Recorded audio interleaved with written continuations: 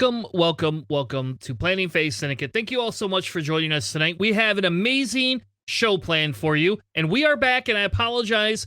I know we've been off the air and haven't had any stream games or anything in the last, let's just say, basically week and a half, right? So we apologize for that. I was down in Gencon. JJ didn't know how to run the stream, so he kind of just gave up and said, it's not for him. And so yeah, we're back, baby. We're back. Episode 62 tonight. We're going to be talking about Gencon. We're going to be having a conversation about my experience, plus a couple of guests we're going to have on, talk about their experience playing. I did not make cut, just so we are aware, but I did beat Dion. Round one.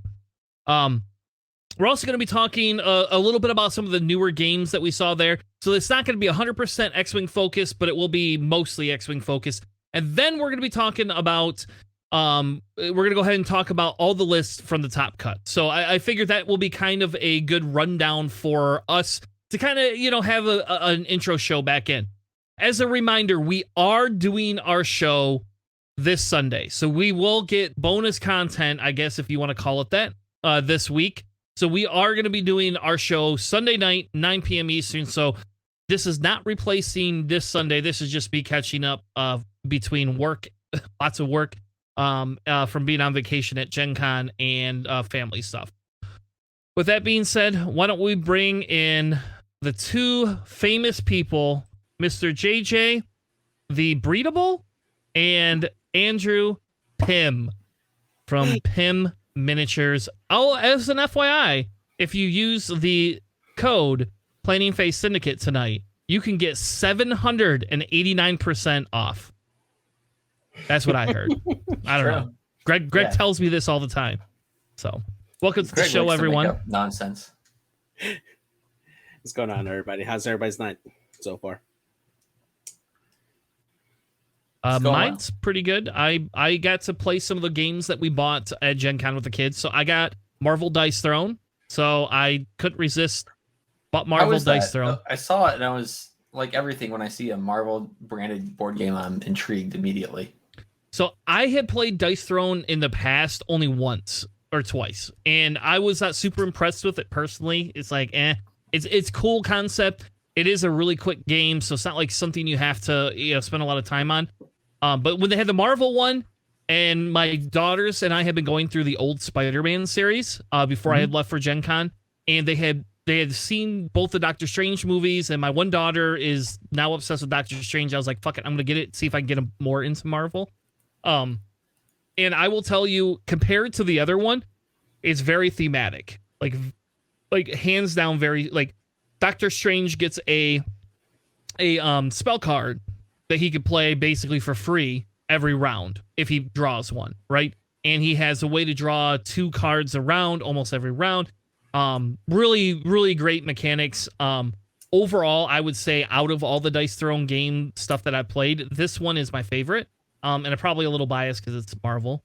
But my 11-year-old picked it up pretty quickly. So we've played 3 games now, and she's won 2 out of the 3. So that's the other reason I like it, is because I could be competitive and I don't have to give them the win. And they actually can just win on their own, because it is a little bit of a dice luck game. Nice. Yeah, I in my local, the original Dice Throne is actually pretty popular. I saw quite a few people play that, but it never caught my interest. Now they actually added Marvel to it, and probably maybe some rules updates to it. I think I'd probably have to give that a try. I was watching Crabbox stream when he was going through Gen Con, and I saw the new miniatures game for Cyberpunk, and that looked amazing, and I'm definitely going to try that out. I love Cyberpunk. Yeah, I played. I didn't play, but I like half played the demo that they had out there for that. Yeah. I don't know if you have to assemble the miniatures, though, so I did not invest in it because I was like, I'm not assembling fucking miniatures. I already bought Skyrim. It's a board game, right? Like, is it like the Bloodborne board game, to where like it's a miniatures game, but it's more of a board game feel? Yes. Yeah. Yeah. And they're probably pre-assembled, just not pre-painted. That'd be my guess. Yeah, exactly. The ones that they had on display on the case were ones that were already pre-painted. It didn't look like It didn't look like MCP or Legion where you had to pre-assemble them because they were like shorter minis. They still could possibly, but I didn't catch that part. It didn't look like they were minis that need to be assembled. Looking at the price, like looking at the price for it when I saw it, it seemed like they were pre-assembled, or not pre-assembled, but probably just a single cast. Yeah. Just not pre-painted. It seemed like that kind of range, like Mansions of Madness or the Bloodborne game, or there's a few others like that. Usually a lot of the video game ones, they're just not pre-painted. There's a Street Fighter one with like the sculpts are incredible. Like I'm not the world's biggest Street Fighter fan. I have a passing knowledge of the lore in the game, but just the sculpts look straight like hand drawn out of Street Fighter 2, and I'm like, I could really do a number on painting these. These seem cool as heck. Yeah. Yeah. See, and when I was at Adepticon, I bought Skyrim. I got suckered in the last day. And while we were waiting around for the end of Top Cut or whatever, I got suckered in, and I bought it because they didn't tell you the miniatures had to be assembled. And the painting piece, I'm not as like, I don't paint. I was just like, I try, and I will try like probably a little bit more here, but it's not my thing, you know. And the Skyrim, I was so excited because that's one of my favorite games, like video games, hands down. Just like I love that game more than I actually like Fallout. You could commission work for us. Yeah. Then I bought it. The guy's like, all right, this is $75 for the core set. You could buy a couple of these other factions. And I was like, sure. Great. I'll do that. And then, I got it home, and my buddy came over. Both my sons are over. We're all sitting at the table, and I opened the box up, and you got to punch all the little characters and assemble like arms and heads. And I'm like, fuck this shit. I threw it all back in the box, and it's been sitting behind my couch. So if anybody has $150 and wants to invest in Skyrim, I have it. Like, I'll give you the discount. All you got to do is just find a painter who's willing to do a commission, and they can do it all for you. I guess. I don't know. It just sounds expensive too. But the game mechanic for Skyrim itself was pretty cool. So I know a cheap one if you're interested. I do know a cheap painter. Do you? He's okay. He's okay. He's not okay. good. I think he painted the ship for our tournament, but I'm not sure. Don't look behind me if you. There's no miniatures over here. Just yeah. So overall, like my weekend or my week has been decent because we've been able to play a few of the games that I bought. Because I bought Dice Thrones, I bought Star Wars Villainous, and I'll get to the other game because I can't remember how to say the other game, but I bought this other game that I'm insanely excited for. And they didn't. Of course, I didn't get to demo it till Sunday, and so of course they didn't have any copies. So he's like, I got to go back to my warehouse, and I'm sitting here like, shit, I'm not gonna pay this guy money and not get anything. So I was like, all right, well, I'm going to buy it anyway and just trust you're going to send it to me. And I got an email today saying it's in the mail. So I'm excited. What is it? I don't know the name. I can't pronounce it. Hold on. I'll give you the spelling. Can you describe it? Yeah, it's Eschaton. So however the hell you say that. Okay, sure. Thank you. See, I can't say it. At least it's not me. But okay, so the game itself, and when we get to the pictures, I actually got pictures of this game because that's how excited I was. But have you ever played a game called Cave Evil? Yes. No. Yes. Who said yes? I have. Yes. You have. Once. Yes. Wes, I own both of the Cave Evil games, and that's kind of like a dungeon crawler where you're like a necromancer type thing. I love that game. Like, we don't play it very often because it's very complicated. But that game is really fun. The artwork for this game is almost identical. That's what drew me to the game. And I'm big into the more evil piece of D&D and stuff like that. Like I'm the chaotic evil person, I guess, in the group, typically. So anyway, that's me. Nice. Yeah, I just added Wingspan to my collection here finally. I've been wanting that game forever, played it, loved it. I've now attempted 2 times to play Outer Rim with the expansion. I love the expansion, but both times I've had to have it interrupted, so we never got to finish. So there was unresolved, which really sucks. But so far, my favorite character so far is Emphas Nest and her ship, and I cannot wait to play that ship. Her ship's amazing. It's just like it's so good in that game. She is the party bus for that game. It is. It's so good. The fact that she can carry 4 crew on her. Yeah. Beating out the YB666. I mean, that is just. I played that for the first time Friday night at like 12 midnight. with the people I was rooming with. And I don't remember all of it. It was kind of like the rules weren't super explained. Also, it was super late, but I had a really fun time. I'm sure Nick will come on and tell you about our exploits as Hondo and Naka. We were very profitable. Let's just say that. I love it. But Outer Rim's fun. I almost picked that up at Gencon, except I didn't want to fly home with it. So I was like, no. I know, because then you got to find room where you're going to put in your luggage. And stuff. Stuff. That was the problem. Is like I was about to pick it up, and then I'm like, do I really want to fly? I can pick this up anywhere. Yeah, exactly. I picked up some expansions to a smaller game that I haven't really seen around much, and that was like, okay, this is easier to pack, and also like I can't find this stuff anywhere. Yeah, and that was La Sagrada, which is a dice game where you roll dice and place them to kind of like create. You're supposed to be creating like stained glass windows or something. It's very fun. Yeah. I've actually seen that game because I locally here they have the Dice Tower Con. Yeah, I actually got to sit down and play that in the last Dice Tower, which is like 2019, I think. Nice. And that was a lot of fun actually playing that game, Sagrada. It was really fun. My friend got it for me for my birthday, and I got him they had a bunch of like promo card packs that I got duplicates of, so I could have some and then also send some to him. And then I also just got one of the expansions for it. But the dev I met was super cool. He gave me a pin. Just really neat guy. That's awesome. All right. Well, before we get into Gen Con, we have we have actually some announcements. So JJ and I have been a little bit more planning. I kind of like the name of our show lately. So we have some stuff coming out, and we kind of want to announce a little bit of stuff. So the first thing, if you are part of our Patreon, we are actually going, since we have people starting to participate, we are actually going to be getting some tokens and some cards made to kind of be able to give out to people that want to support us. So if you have not and you would like to support us, JJ could throw the link in the description. But like you don't feel like you have to. But we do have an idea. We're not quite ready to share it, but we'll just put it this way: we are going to be creating tokens, charge tokens of some sort that will be relationship to different cards. So that's as much as I'm going to say. We are still working on the logistics of it.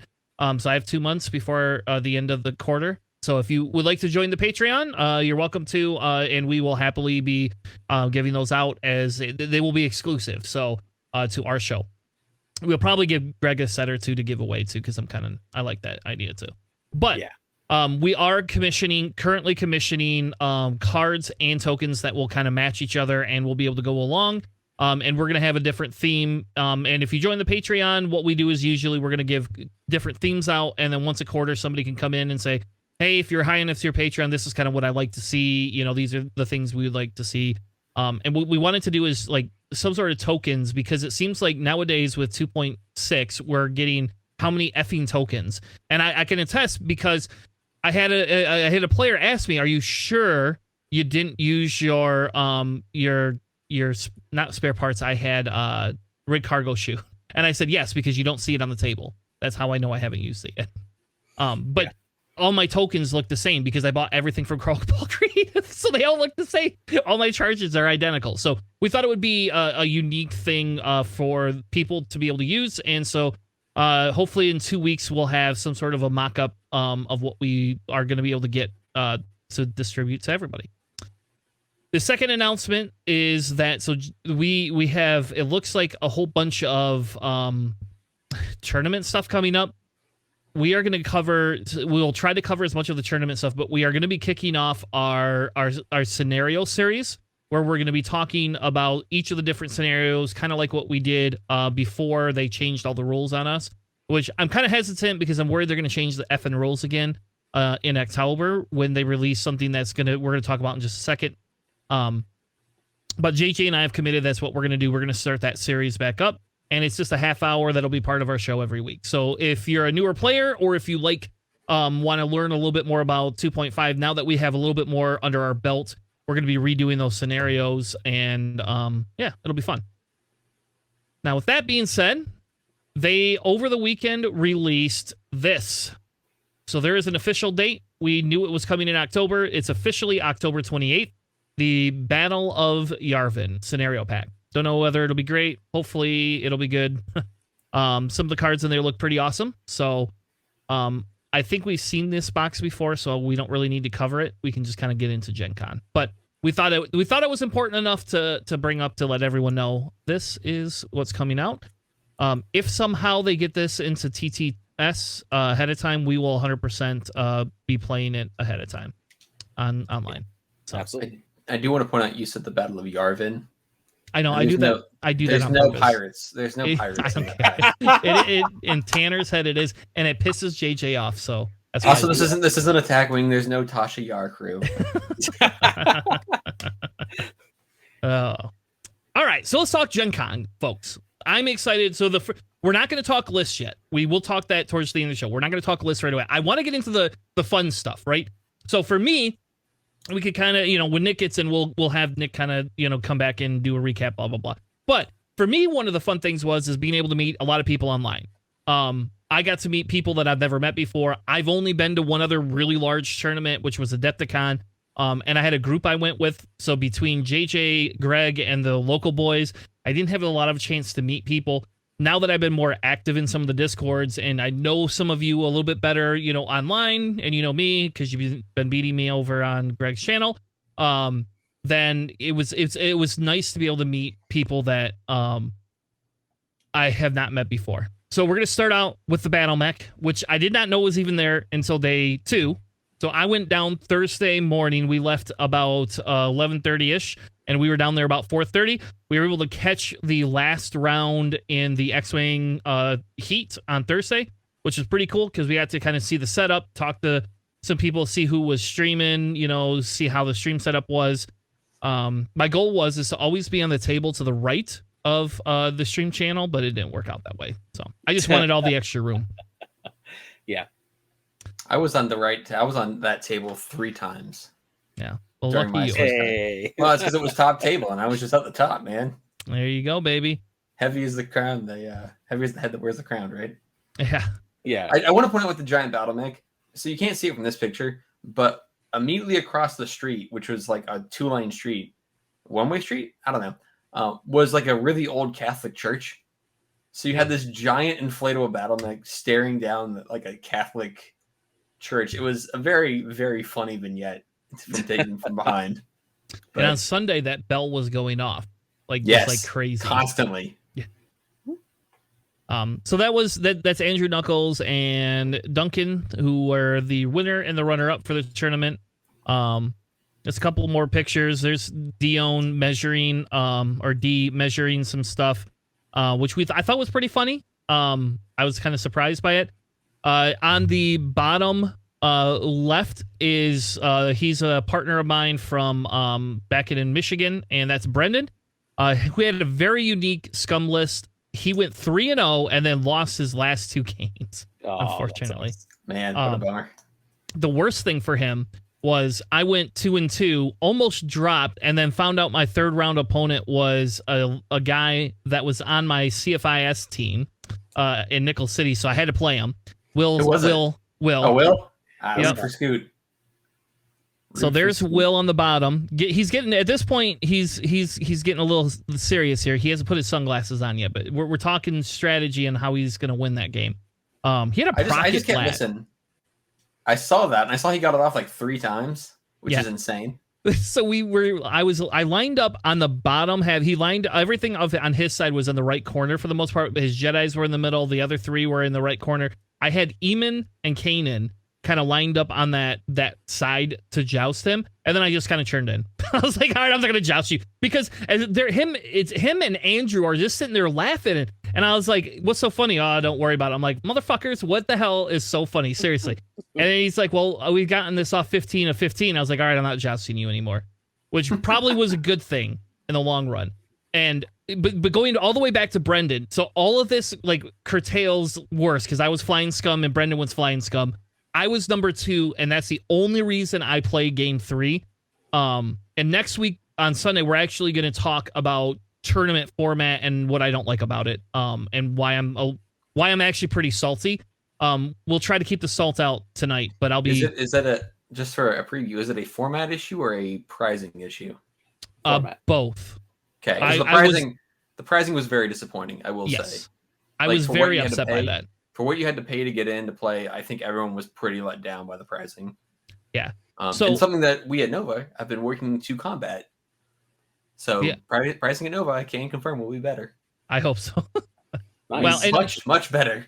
So some of my gripe is with the Worlds invites, right? You know, that was part of my gripe about the small amount of Worlds invites. Even with all of the Worlds tournaments going on, it feels like they're gonna have, you know, maybe 50 people, 60 people. And I don't know. But that's a different discussion. We'll talk if we get time. We'll cover a little bit tonight. But I figure that's going to be a good hour next Sunday. So, but anyway, so I beat Will, and then because of my MOV, I ended up eking out the spot above Brendan and taking top and scum for that day. So it felt so bad, even though I didn't go 3-0. It felt so bad. You got the Guri misprint. I got the Guri misprint, and I got super Guri. I got the damage deck that I'll never use. That will probably just raffle away on the stream or something like that. The damage deck is cool. I'm very glad I got that damage deck.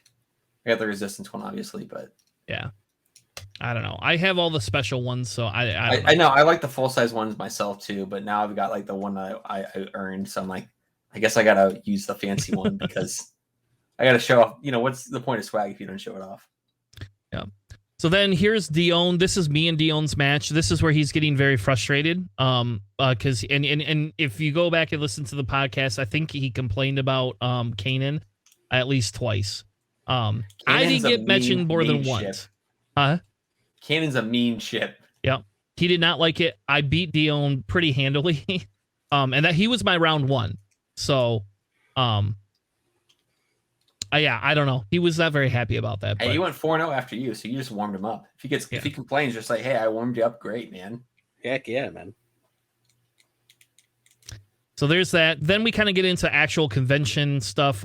This is where they were demoing XWing. I did not sit down. I almost sat down to see if I could teach them a thing or two about it, but then I was like, that's just a dick move, and I don't want to be a dick this weekend.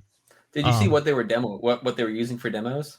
Yeah, like they had the X-wing and ties, but they also had gauntlets and the Razor Crest and the new Y-wings, trying to get people interested with the new stuff. Yeah, that makes sense. I liked the gauntlet being on there, right? Like I thought that was pretty cool. You know, such a cool ship on the table. Same with the crest. Like both of them look great. Yeah, and I think that's a good move on their behalf. I still question if they knew how to play it, but. I didn't stop by and say hi. I just kind of went down. I tried to get in to play Betrayal, and I could not get a ticket for that. They were sold out when I went. So I said, okay, no big deal. I did demo Descent. I think that's how you say that. The $175 blue box thing. Mm-hmm. Yes. I don't know if the guy was just sick of demoing because we did this late Sunday, like about an hour and a half before 4:00, and me and Brendan sat down. And we weren't actually even there to do the demo. I was looking at the Arkham Horror stuff to see if they were demoing the new set, and they weren't. But so I went to say, he's like, well, do you guys want to play? Sure you do. All right, fuck it. We're already here. We'll learn how to play. Maybe it's a cool game. And the first time we get an enemy out, we can't kill it. So we almost kill it, but we can't quite kill it. And then the next round, all of a sudden, another enemy comes out and another enemy at the exact same time. So we ended up with 3 fucking enemies on the board. I'm like, this is a demo? And this enemy just kicked my ass. Like, I was this sorcerer guy. I thought it was going to be really cool. Nope. I had my ass handed to me. And, like, I lost. Yeah. So they basically made you face off against the Defender Vader of the Sin. Clubbing. Yeah. This was some classic clubbing of baby seals to end the con. Yep. And I think the guy was getting pissed off.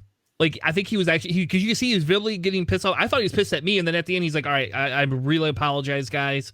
I'm very sorry. Like, this is not a good demo. And I was at least he knows. At least he accepts that. He's like, normally, because what happens is when you die, you get scarred. Yeah, I didn't just die and get scarred. I died a second time, all in the fucking demo.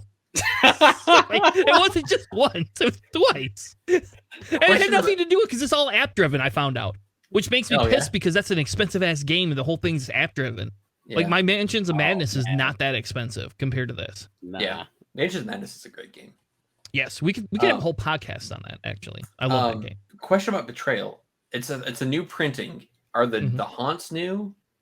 Have you played Betrayal before? Do you know? Yes. Like, okay. I don't know if the new ones are new. Haunts? I don't know because I couldn't find it on the floor anywhere. So I only saw it in the case. They have like a case set up by that big display where you could see like the new card, the art style. The miniatures they have were unpainted. They looked higher quality. They looked like, again, probably a single like mold cast. To make yeah, go ahead. To make sure I'm understanding, this is like the remake of Betrayal on House on the Hill. It's a third edition of it. Yep. Okay. So the first edition came out like in the 70s or 80s. It came out a long time ago. The second edition came out like the I think like 2010 is what it came out. So it's like that's up there. I owned it for a hot second. That was fun. That's the edition that kind of blew up again and got popular because it was out of print for a long time. So they did a second edition of it, and now this is a third edition. So it's a new art style. My guess is probably just some balance changes to old haunts and maybe a few new ones, but I don't know how new it is. They did come out with like only like 6 years ago. They came out with like a huge expansion for the game, which added like 50 haunts. Right, like Widow's Walk came out with a bunch. My wife's giving me a head nod over here. We played the hell out of that in college. We loved that game with our group. Yeah, that's a fun game. I haven't played the expansions actually. The Widow's Walk was a really, really good expansion set. Like it was only like $30, but it gave you 50 new. Like it revitalized the game for us after we played through the whole thing. Oh, that's good to know. And I have to go look for that. There is a D&D version, Betrayal at Baldur's Gate, which is good. It's very fun. Adds some cool like D&D aspects to it. There is a Scooby-Doo version if you have kids. The Scooby-Doo version is like perfect for kids. And then there's a Legacy version, which is also very fun. And at the end of the Legacy version, you basically have like a customized Betrayal. It's like you don't have to play it as a Legacy game. You can play it as a regular game, but like it has like your campaign essentially built into it. It's very cool. But this game is so great. I hope it's new stuff too, because I am like kind of interested in getting it. But it's one of the titans I feel like of board games right now. Yeah, and they didn't have. You had to buy one of those tickets to play it. Yeah, they were when I had the free time, they were sold out, and then I forgot about it, and then Sunday it looked hugely popular. Like that area was always swamped.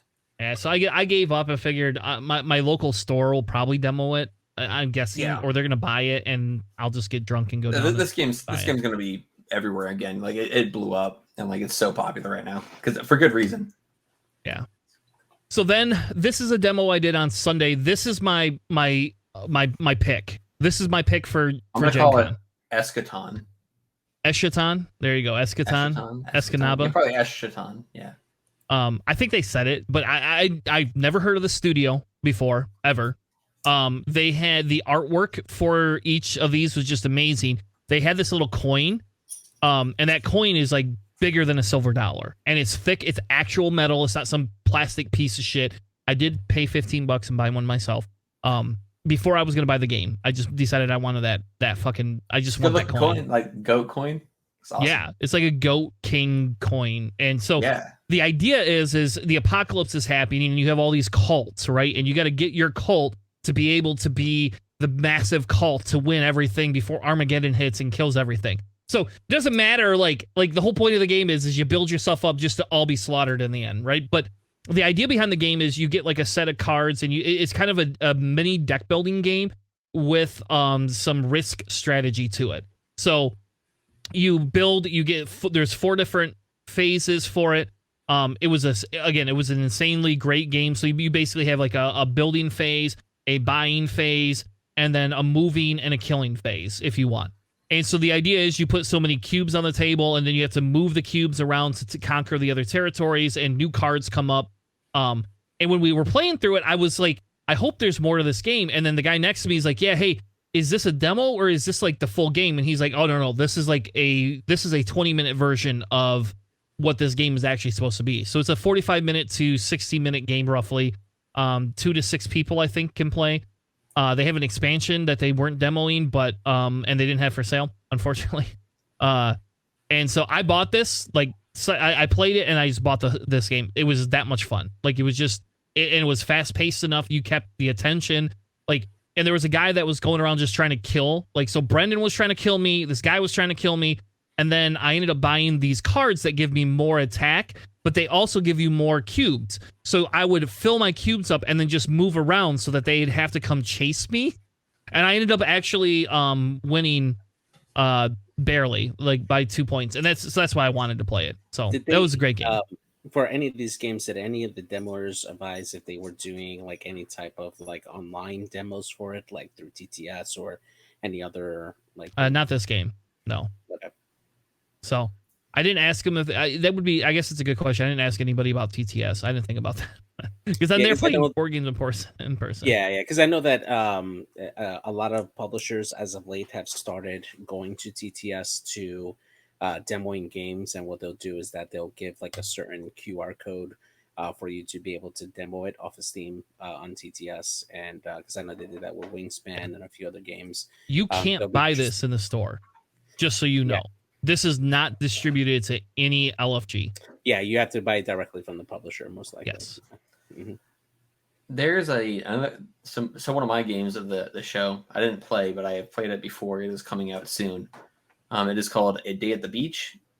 It is an excellent, like, kind of tile placing city builder-esque game, but you're creating like little sandcastles and such. It's super fun. But the studio is Brotherwise Games, who've done like Boss Monster and Overboss and Call to Adventures, one that's coming out. They're coming out with like a Stormlight Archive miniatures game as well. Point being, the reason I bring it up, they do official TTS mods that you can, I think you can just download for free. I think they're free.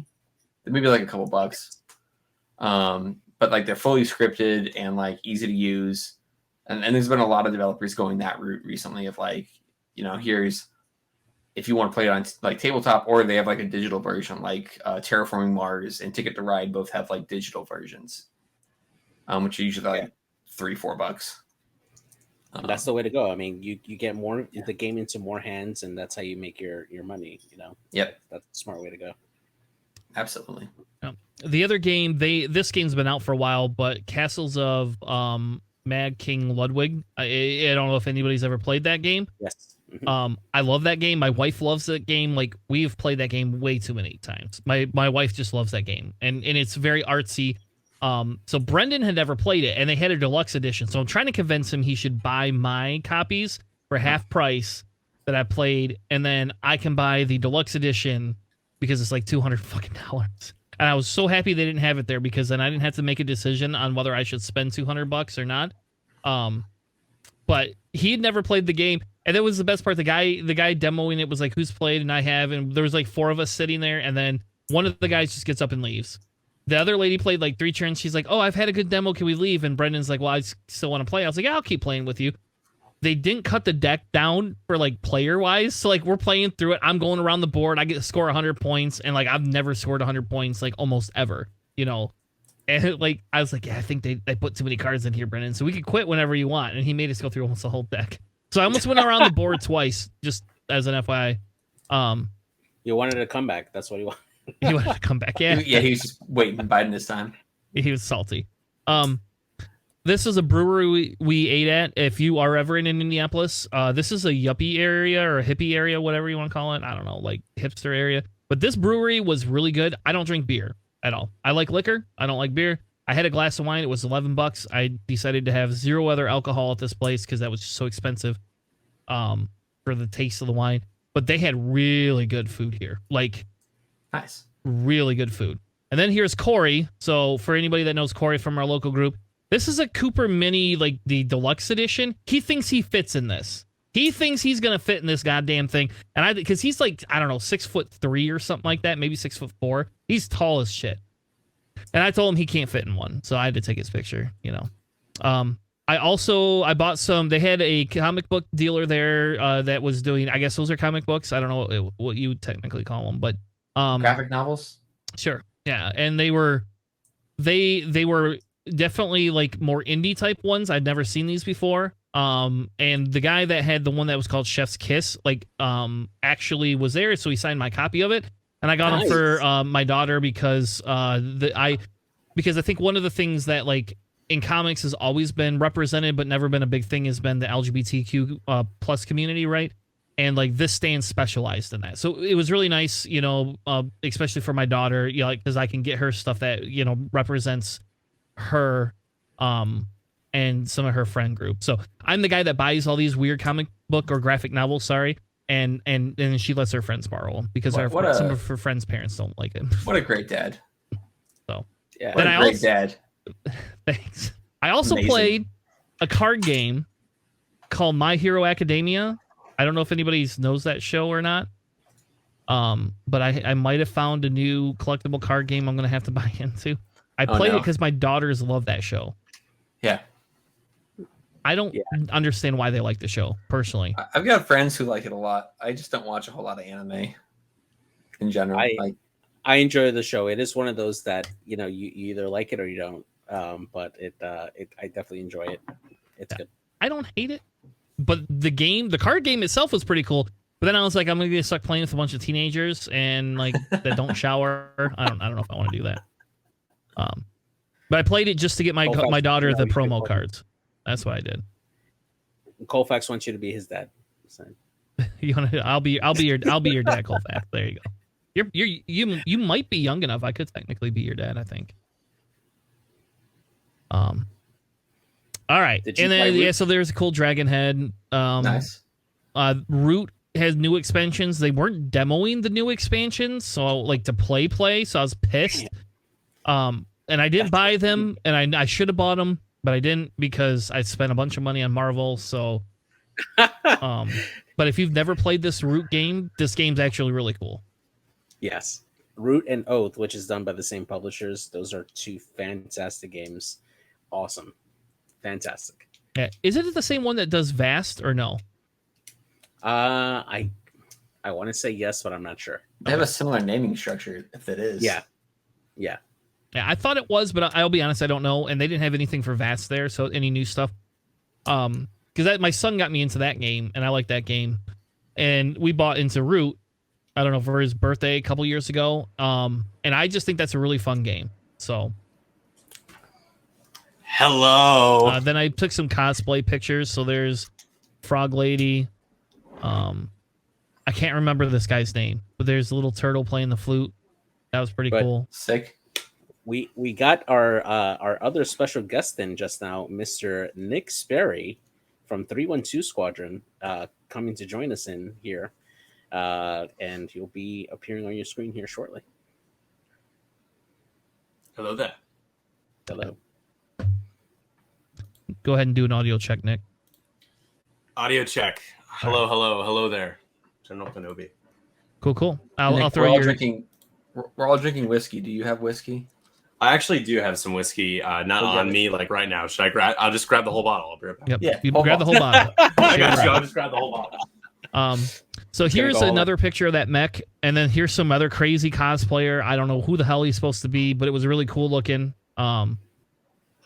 And there's the food trucks. So the first day, Thursday, we didn't, because we got there so late, we didn't eat at the convention, because I'm pretty opposed to eating at the convention, honestly. Yeah, after Adepticon? Yeah, exactly. Yeah, after Adepticon and feeling sick and all of that gibberish, I will tell you, JJ, the food is a lot better even in the convention than Adepticon was, so. Thank God, yeah. Like, man, Gencon makes Adepticon look like kind of, no offense, but kind of a joke. Like, it's just, it's. I mean, it is so, comparatively. Gencon's 55 years old. It's the biggest board game convention in North America, at least. Yeah, like Gencon's the real deal. Adepticon's the plucky upstart. It just feels like a pop-up, like little pop-up area, right? Like Adepticon, it's like you can play games here, or there's like this little area, and that's all you have. So I took a couple pictures. The food trucks were amazing, like hands down amazing.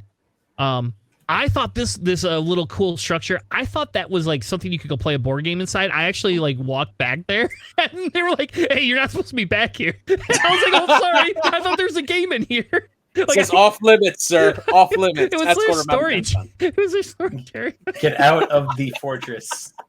Sir, hilarious. exit the fortress. I won't say how much I... What's that? Is that a Thor game? Like next to it?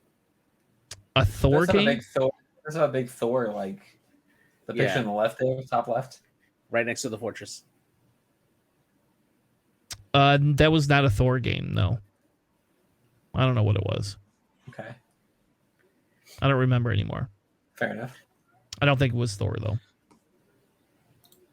Oh yes, I'm sorry. That's Marvel. I'm sorry. Never mind. All right, you mean the whole other picture? I thought you meant the little image. All right, yes, that's Marvel Dice Thrones.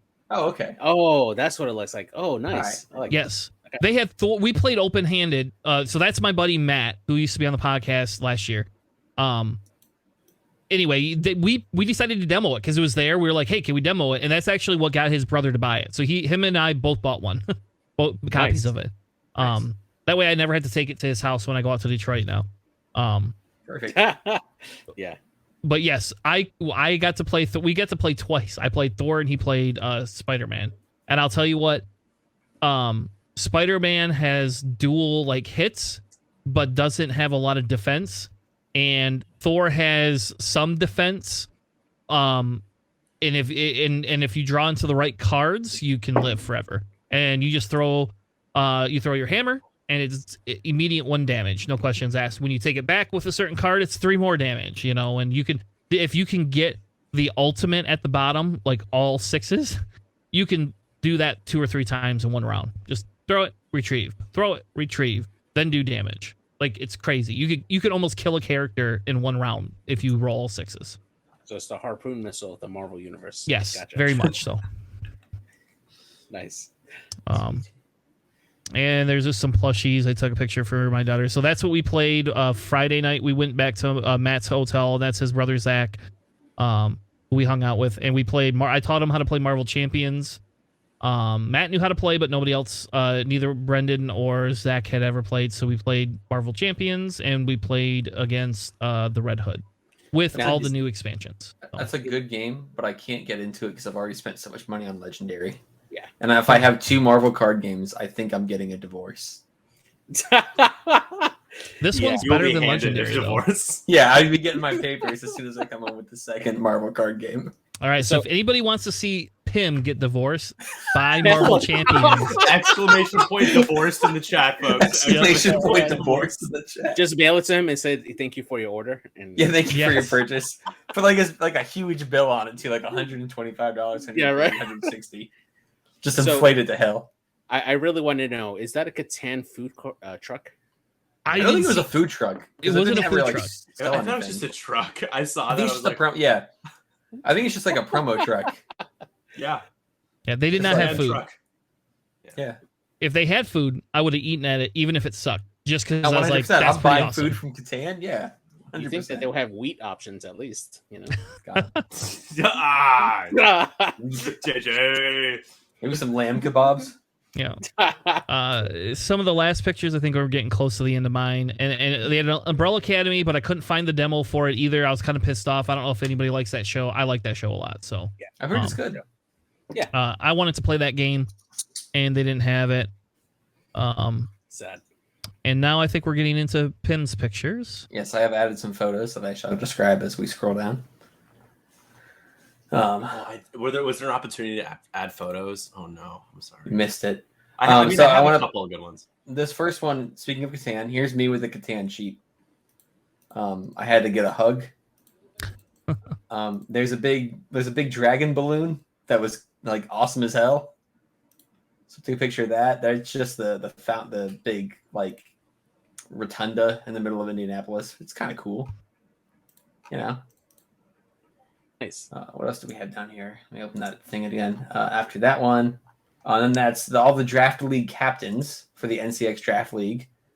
I was set like after my game 2 match before lunch. I think I was standing next to Catherine and Crispy, and then realized, oh hey, Buddha's like around the corner. Let's go take a picture. So I thought, all 4 captains in the same place. Let's take a picture. Did you play? Yeah. Did you play on Friday? No, it was on Saturday. Yeah. We both played on Saturday. Yeah, I went 5-0 on Saturday and top Swiss for the whole 3 days. We know Pim. No, I want to make sure Tanner knew. I don't know if Tanner knew. Yeah, I have one accomplishment. Someone sent me numbers. Listen, one of my friends sent me a screenshot of a conversation in their local Discord talking about my list today, and the quote was, let me read it out because I was very Let me just read what he said about me. Obviously, Andrew is really good. Just that quote. Obviously, Andrew's very good. I'm like, sick. I don't know who this guy is, but hell yeah. Someone thinks I'm good at this game. I've fooled people. I mean, I would love to stumble into going 5-0 in Swiss. I would love that. Just be like, oopsie, just won all my games. Oops. It was a good run. This is a picture of Nick asking Vader to not fly the Defender again. Oh yeah, that's right. Vader showed up.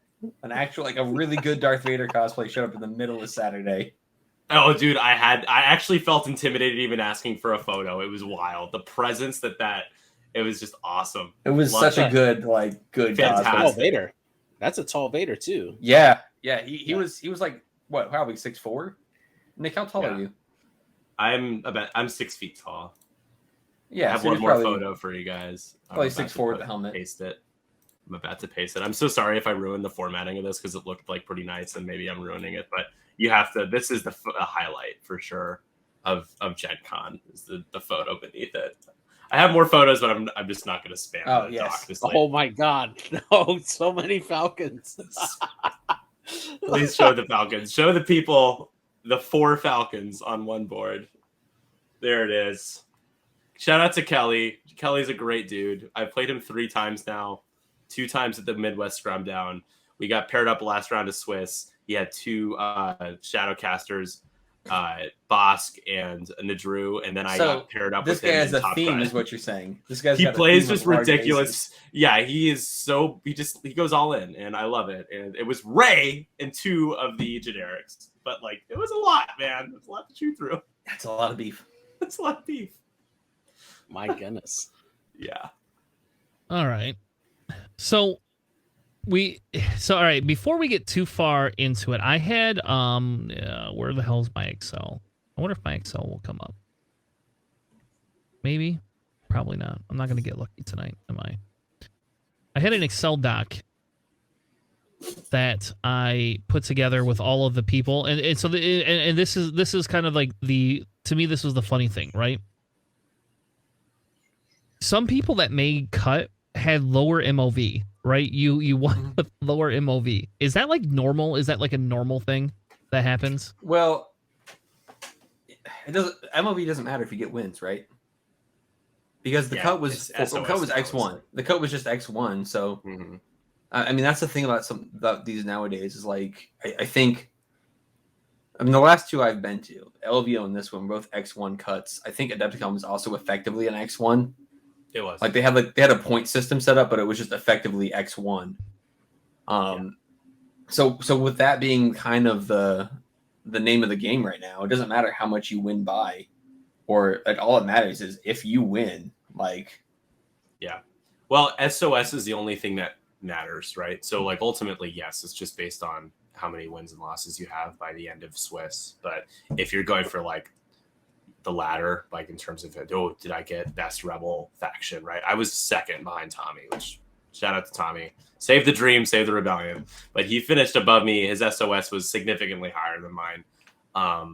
And that was like the tiebreaker because we both got the same amount of wins or whatever. There's no like MOV, there's no total points scored. It's tiebreaker, it's SOS. So I just thought it was funny, an interesting statistic, and we don't have to spend a long time on it. I felt it was very interesting because if you take it and you take everybody and rank them in that order, right?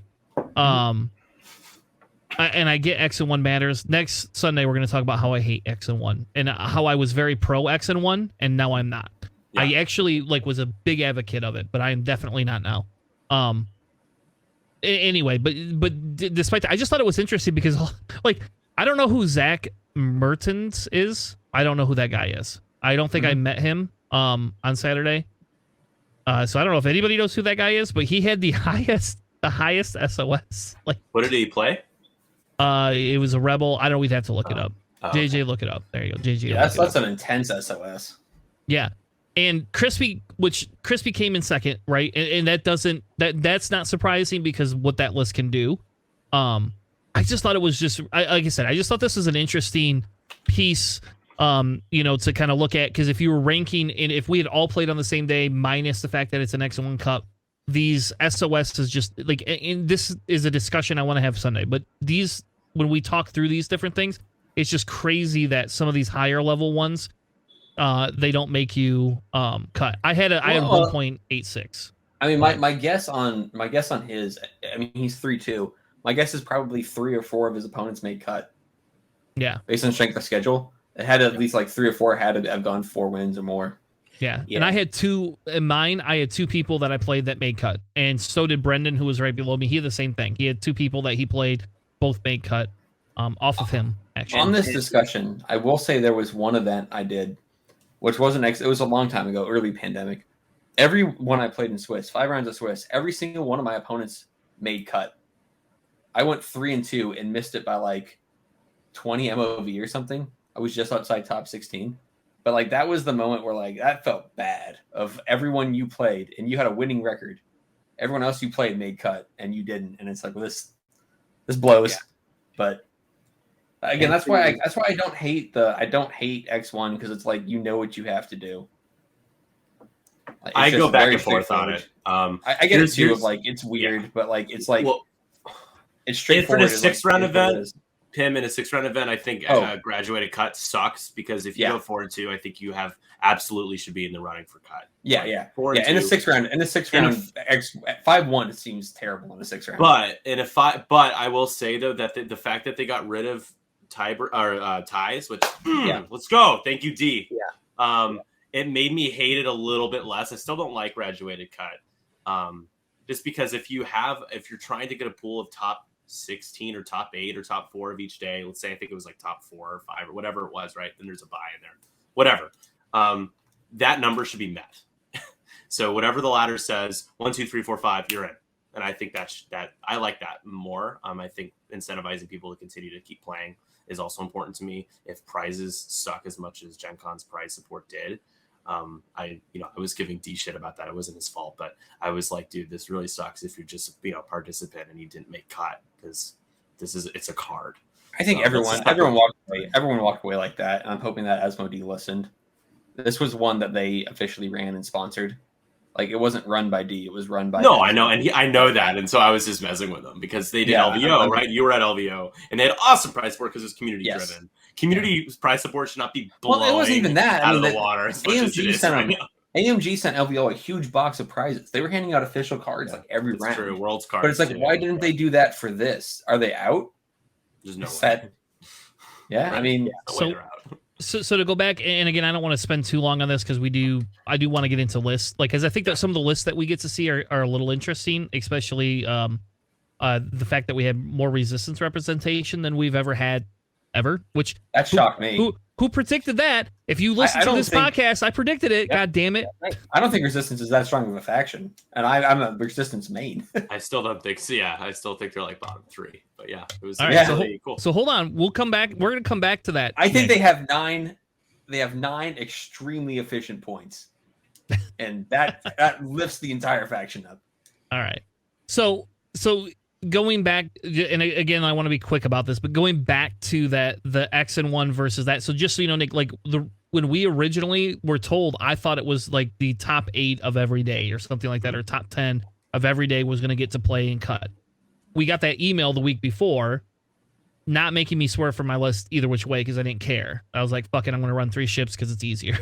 That's what I did, man. Yeah. And that's what I'd been practicing with JJ and at my local for a month. So I said, at this point, I'm stuck. But it does hurt because both Brendan and I would have made it. I was 8 and he was 9 for that day. And I was the top one underneath Dion was we only had 7 people in our day make cut because of the amount of people. Whereas on Saturday, they had 8 people make cut. And I don't know on Thursday, we'd have to look. There was 22 total. So if there was you said 7 and 8, that means there must have been 9. Yeah. No, less than that. 7. It must have been 7 again. Yeah. Because that makes 7, 7, and 8 makes 22. So it was supposed to be a top 32, right? If it wasn't graduated, it would have been a top 32.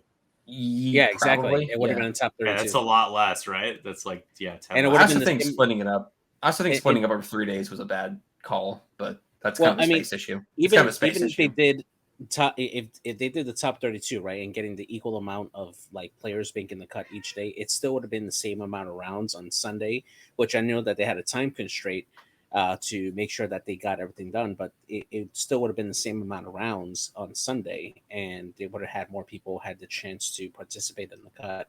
Especially if you're playing 5 rounds per day, you know. The more the merrier, man. Come on. Yeah, the only argument against that is like, how do you reward someone going 5-0? But they also get top faction prizes. So like, who cares? So all right, hey Pim, Sunday we're gonna have that conversation because I have some ideas. I actually have ideas for that. Just so you know. I would almost, I'm not going to dive into it, but I would almost argue, like, for me, not being able to play that first round, like, I feel like there's almost a little bit of like a curse there. It's like hard. I felt I did feel like I wasn't warmed up against my opponent who was already warmed up. Right. Like that was a bummer of like, he already played a game. He already Unless you're Duncan, who just like, whatever. Doesn't matter. But, like, I mean, that happened I'm going to my top 16 match where my opponent's already won one, so they have momentum going in, and I've got to start scratch. It doesn't. I don't know. I definitely see it both ways. I mean, the advantages of X and 1 are you know what you have to do. The disadvantages of you are cutting people out and you get weird numbers and cut. But I don't know. 5 and 1, like X and 1 with a 6-round structure, I think is terrible. So as long as we don't end up there, I'm okay. If we end up back there, I'll be. Because that's brutal, man. Imagine winning 4 straight games, and or you could win. Yeah, 4 straight games, and then you still don't make cuts. Well, let's say you lose your one, so you know you have to win everything from there. You win 4 straight, and then you lose the last one. And then you lose the last one, yeah, exactly. That's gonna feel bad. Mm-hmm. All right, so real quick, I want to show you this, Nick. So I've been taking the data from like bigger tournaments and kind of putting it all together, and then what I do is I say, okay, well, based on your win cut percentage, your faction percentage, kind of where do you come out? Resistance comes out at 2% over what they should be ranked, right? And again, we don't have time to get into all these numbers because I didn't put all of Gencon in here, but I will actually put Gencon in here. I ran out of time, but we've been breaking all of those different ones down, and Resistance has been at the top of this. And we didn't know if it's because good players are only playing Resistance, and that's why, or if the pure fact that Resistance is actually that good and they're being slept on. I think they've got, so if I can wager something as someone who is a Resistance main and talks to a lot of Resistance mains, I think that there's 2 good lists in Resistance, or 2 good archetypes. Archetype 1 being Flyboy Poe, Rey, and something else. It can be Kova, it could be ZZ, it could be Lulo. You've got like any 5-pointer. Hell, it could be Temin if you want. You want Snap in there. I mean, you got options. And I think the other one is Poe or Rey or Chewie. So you get like a big piece, and then you get like a smaller gun. This either being Kaz or Finn or something that's just a consistent, nice gun. And you put 9 points of those Y-Wings in there, because I think that's what Resistance has going for it right now, is it has 9 extremely efficient points with those Y-Wings. Nope. Yeah, and that's what I think makes the faction good, because I like a lot of things in that faction right now are unplayable. The RZ2s are unplayable. Other than ZZ or Lulo, it bums me out too. I'm a huge A-Wing fan. I mean, I can't see it. I've got like a whole A-Wing Lego collection up top. You're gonna. I know. Nabi complains about it all the time. He'll be here. He'll be front and center. He'll be front and center explaining why, like, complaining about how Zari is 5 points. The i3 A-Wing. We have a thread, Justice for Zari, in our Discord. Justice for Zari. He has a whole like rant in there. Like exactly. But the RZ2s just don't do enough like there's not enough turns for them to be relevant. Like 5A was a list that like cut you down by paper cuts over turns, and there's not enough turns right now. I think that like the some of the other Y-Wings that aren't like the 3-pointers or Tezza or Zori, the other Y-Wings are terrible. Like Chorus and Aftab are both like useless at 4 points with not enough loadout to really do anything. If they're not a 2-point throw-in, like staple throw-in, it's they 3-point, but yeah, but I mean like the you know what I mean. Sorry, I mean it's just like the Y-Wings aren't good because they're like the Y-Wings are good because they're toolkits, right? And they're cheap. If they weren't cheap, if they were 4-point toolkits, they wouldn't be nearly as good. Just look at the Rebel ones. Like the Rebel ones aren't as good as Y-Wings, but still like Dutch has a better ability than almost any of the Resistance Y-Wings. It is a guaranteed 4 points to your opponent after like round. Exactly.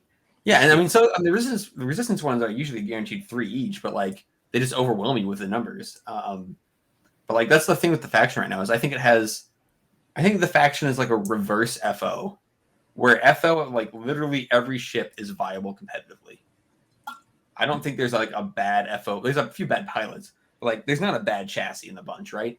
You can fly FOs, you can fly SFs, you can fly silencers, you can fly whispers, you can fly bombers. Yeah, they didn't really have that many ships to choose from. Yeah. They got the same, really not even that many. They've got the same number as Resistance. They've got the same number as Resistance, and again, all of them are viable. And then you look at the other like some of the other factions. I mean, even not all of the Empire ships are viable. Like heavies are dead in the water right now. Oh my gosh, weren't they always kind of not good though? They were always kind of bad. Like, but now they're really bad. Yeah. I don't know. I think they're just so efficient for what you can do with them. I think it's two lists. I think it's two lists that prop the faction up. It's all about efficiency. It's all about like if you're gonna take less ships, then they have to hit so hard.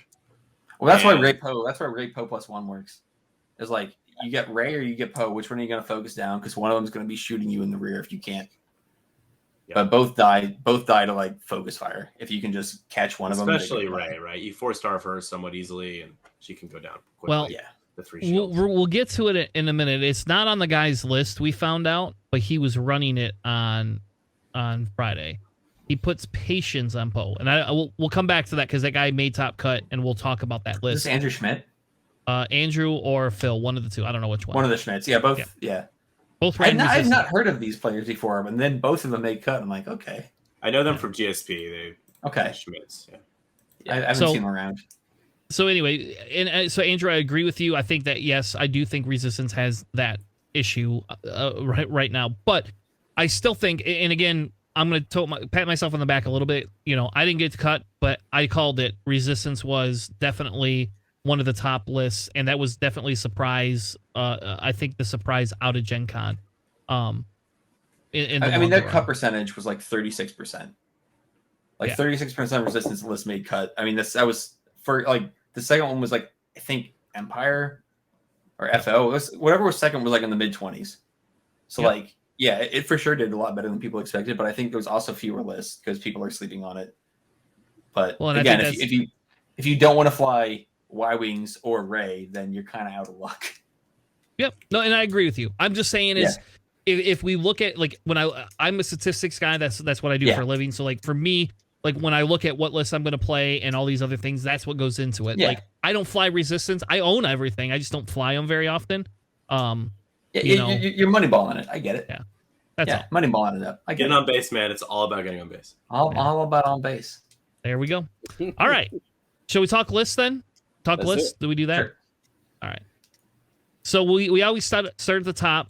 I don't see Andrew Pim's name up there. I don't see. I'm the same. There. I'm the same level with Nick. Wait, Nick and I are on the same level.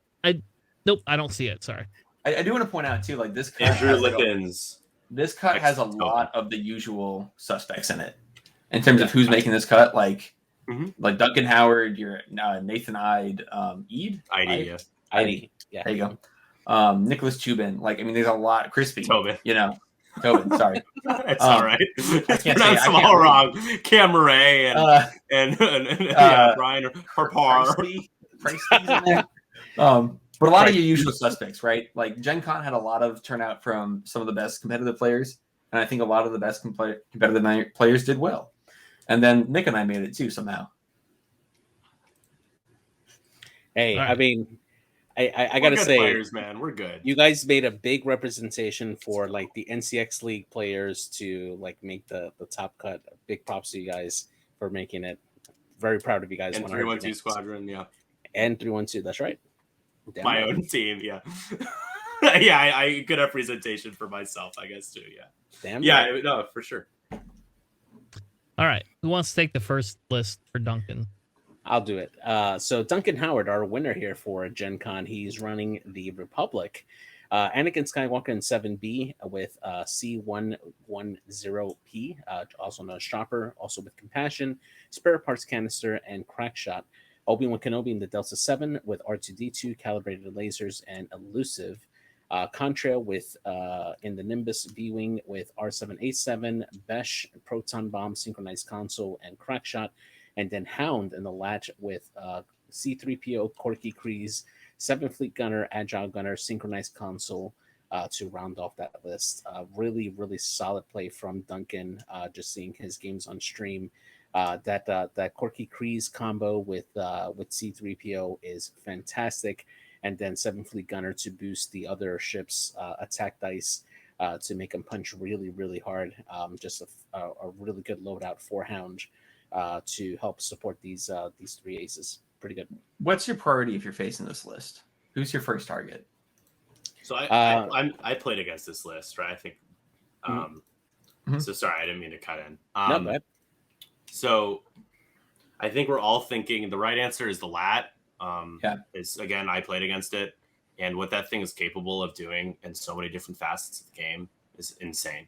And it everybody getting a chance to each turn, somebody getting an extra attack die, defensive rerolls, passing calculate tokens, basically giving a passive mod to another defender in your front arc, and fire convergence. All right, those rerolls. How often are they taking locks? Are those ships taking locks? Not often ish. Anakin probably the most, but it's a super support ship. And once you take that down, if you take it down quickly, the rest of the list will start to fold depending on where your position is. Well, the problem is you take that down the Lat, and you still got Anakin who's going to double mod his shots with the Force. Obi-Wan who can double mod his shots with the Force. But it's a start. It's like it's a necessary start for sure. Yeah, that's what I tried to do. I tried really hard. Yeah. For me, it's like it just depends on what he feeds you first, right? And just hope that you're able to concentrate fire on that initiative or on that particular ship that comes in. Like the less scary out of the 3 for me would be Contrail. If I'm able to take out Contrail, I mean that's a bomb that I don't have to worry about. That's a crit machine that I don't have to worry about, and I can focus on taking the Lat. But if he sends a Pound, I mean 1 agility and just hope that you can melt it down fast enough. Absolutely. It's just it's so good. The support ability, the capabilities that it has. I think, and I think that's the key to that is the C3PO. I don't care what anybody says. We were playing that on Gauntlets at our local, and I just don't think Gauntlets. I don't know. There is a Gauntlet in Top Cut, so it was exciting. He was who I was rooting for. No offense to anyone else. Just because I wanted the Gauntlet to fucking win. Just because nobody believed in it. It's a cool ship, man. And but the C3PO is like fucking Vizier or not Vizier. What's the stupid Feroth is the one. The Reaper that can like crates of aids. Yep. Oh, Vermeil's the offensive one. Boop. Vermeil's the offensive one. Feroth's the defensive one. Yeah. All right. Knuckles is runner up. He had an Empire list. Who wants it? Mind you, this is an Empire list that he borrowed. Yeah. He's right. I love Andrew Knuckles. Man. Knuckles, man. Big He's like, it's all bonus. Is literally what he's telling me. He's like, it's all bonus. So I'm just playing and having a good time. I'll take this one. Right, so we've got Darth Vader in the Defender, who I don't know who thought that was a good ship, but surprisingly he's good.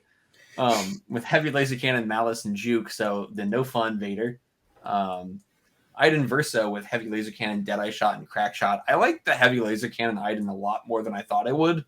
Yeah, like this actually seems pretty decent. I4 just to deal with some of the beef out there. Like that's not a bad take on the on your 3-point TIE fighter. 2 Jingoists, one with a dead man switch, one with contraband, which personally annoys me because I don't like having like asynchronous or not asynchronous, but like asymmetric upgrades on the same ships, but it's fine. Obviously, it's good. Valen Rudor with marksmanship, and then a Wampa with elusive. I mean, what else to say except you've got 5 ties and Vader Defender, and of course, Iden kind of makes it a soft 6 tie. Just because she can cancel 1 torpedo or 1 big swing into these ties.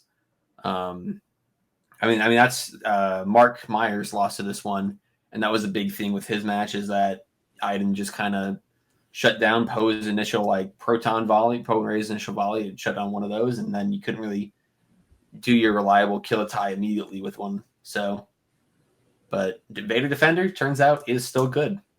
Yeah, I thought that was an interesting call putting Malice with a HLC because it gets canceled down anyway. But I guess if you're doing like a range one shot, Malice is there to help, do that range one. Yeah. But still, it's a interesting way to definitely focus more on heavy. Yeah. And I think this list is built more to react to the newer meta that we're seeing a lot more beefier ships or beefier lists come in. Yep. And this list can specifically target those lists by dealing more damage. Laser cannon is so good on beef. The Malice too just kind of compensates for the fact that you don't have an advanced targeting computer, which the consistency of the crits coming through with Vader X1, you kind of get to add that little flavor with the consistency that Vader Defender gives you. Nice. And speaking of the math, like expected hits on that is just insane. Of just like, yeah, consistently, like it's like 3.5 on 4 dice. Expected hits, which that doesn't seem fair. Vader but Defender has not won. Literally cheat code. He's not won a tournament yet. That's all I'm gonna say. Thank God. Yeah, but he sucks to play against. I won't say that half of it. I feel like a lot of the people that could play it, that could win with it, also don't play it because they don't want to sell out and like they just don't want to play it. Oh, we'll see. I firmly believe that. I do not. I don't agree with you on that. Nick's saying if he sold out, he could win with it. That's what I think he's saying. All right. So you going to Nova, Nick? You going to Nova? Come on, get over to Nova and let's see Vader Defender out there on the table. Yeah, you may cut. I want to see it win. I'll paint you up a fancy one. I'll get you a fancy fun, Vader man. Defender. It's just not enjoyable. I don't know.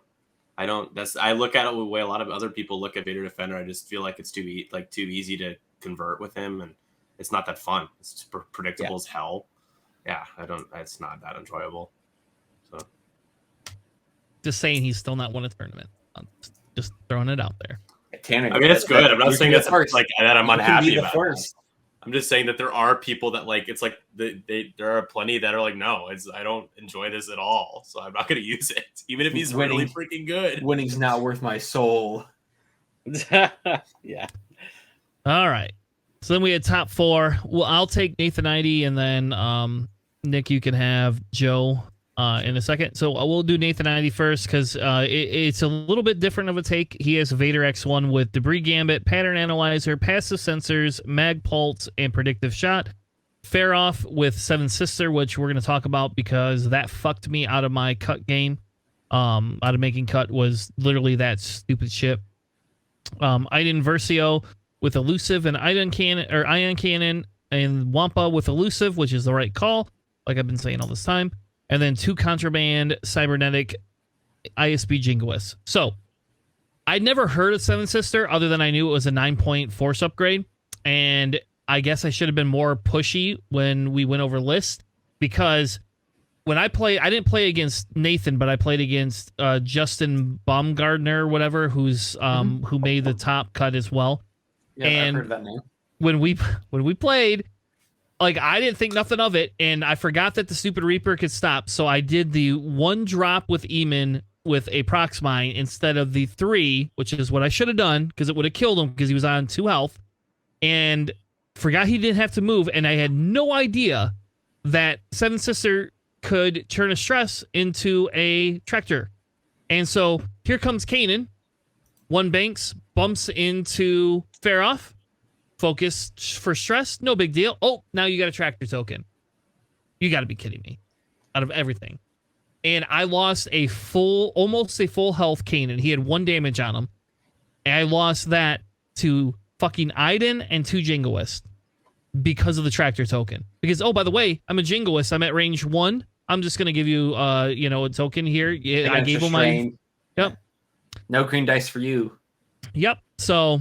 that was super fun. That was the funnest thing. If you want to talk about like a feel bad, and I get that it's only range 1, and that is my fault for not knowing that combination. I'd never seen that in my life. Never. We're in the next time X-Wing where we ask a lot of questions repeatedly about people's lists and what they do because there's just so much going on that we can't remember. And next time you see it, though, you better believe you're gonna beat it, and you're gonna have a huge chip on your shoulder while you do it. Oh yeah. Whoever thinks to ever bring Seven Sister again, you guarantee you, I will take that ship down. It's done. Like, it's that target number 1 is Faroff. I want everything we have to fire on that man. Every gun we have to fire on that. Which in my game with him, like there was 2 points where I could have. There was two big issues I made. That was the first big mistake. Well, okay, that was 2 mistakes in one fucking turn. So that's I deserve to lose, right, because of those 2 mistakes, technically. I shouldn't have lost Kanan.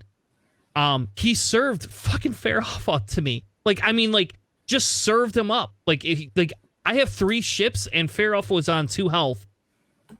And I should have just done the stupid procs. Because guess the next turn he flies through the prox mine and dies instantaneously. 3 hits. Like, see a Merry Christmas. But I lost Kanan at that point. It was too late. Yeah. He also like, so I should have boosted with Boba around because I forgot that Vader didn't have afterburners. So he 3 hards in, gets a range 1 on Boba, blah, blah, blah. So I run Boba away, and then here he comes right around that corner with Vader, and he barrel rolls to try to kill Boba, and like barrel rolls into range 1 with Eamon, and 3 focuses and a hit, and I had a focus, did 4 fucking damage to Vader in 1 round. Put Vader at 1 health. Couldn't kill him, of course, but yeah. Oh, that's rough. Yeah, the ones that got away, man, that was the Looms Large, like my only loss, like my first game, I lost horribly, and Boba got away on 1 hole, and it just felt so bad to have a ship that expensive just slip away. And kind of luckily the game I lost was a lot of dice. It just didn't go my way, so I'm like, I don't feel that bad about it. I'm like, what could I have done differently? Rolled better. Yeah. So either which way, Nathan Idy, if it played very well. We watched him on stream. I think that is the new Empire list to some extent to beat.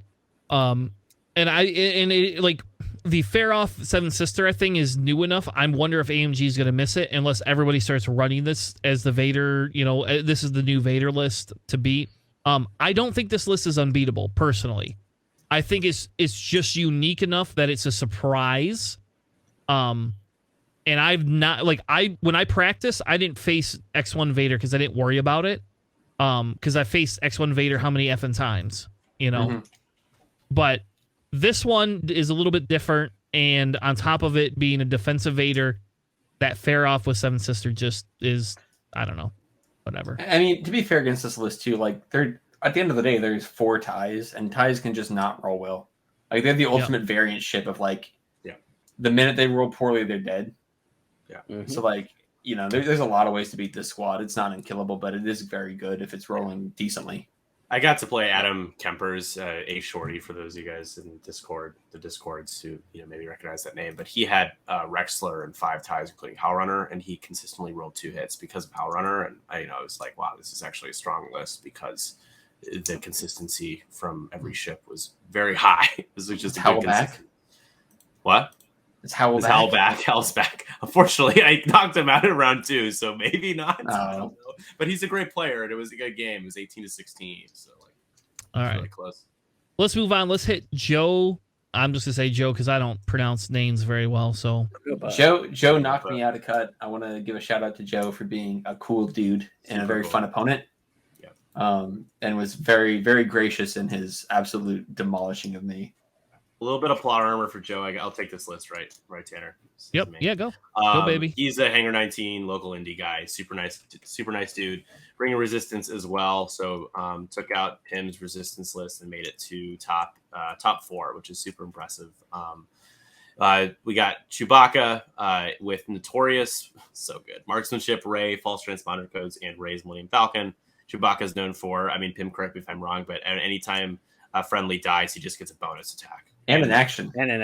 Well, even action and bonus attack. You well stressed or no? Does he get the action even with the title? Yeah, the title gives you. So the title lets you rotate or boost while stressed. Sure. So you still get. That's the actions you can do if you're stressed. Got it. But how often is he stressed, right? But yeah, fair enough. Yeah. With Kaz and the Fireball, with Heroic, R1J5, false transponder codes, advanced slam, target computer, and Kaz's Fireball title, and then he's got the 3 Y-wings. We got Wilsa, ion cannon turret, L4ER5. I have no idea what that droid is. It gives you a native rotate calculate action, as well as at the start of the engagement phase, you may pass a calculate to any ship or any friendly ship in your firing arc. Got it. It's very useful. Bomblet generator, engine upgrade, targeting computer, and then we got Psy with Tierfin Bellion run, ion cannon turret, prox mines, engine upgrade, targeting computer, and then lastly Shasa, belly run, ion cannon turret, concussion bombs, engine upgrade, and targeting computer. Just Chewbacca leaning on if somebody dies, getting the extra attack, which can kind of punch above the weight of 7 points. Kaz is just so efficient at 4 points. Just if you lose them, whatever, only 4 points, and then those Y-wings we're talking about. I wouldn't say whatever. Well, it depends on when, but losing Kaz is not always great. Yeah, but I feel like in this list there are ways to compensate for the potential of that to happen, and yeah. And as I understand, the trick of using putting a direct hit and then using R5J5, you can use bucket to repair it immediately, and have it repaired. Yeah, that's the correct call. Oh, I didn't talk to him about this afterwards because we joked about it before. There is a correct option with Kaz with Advanced Slam.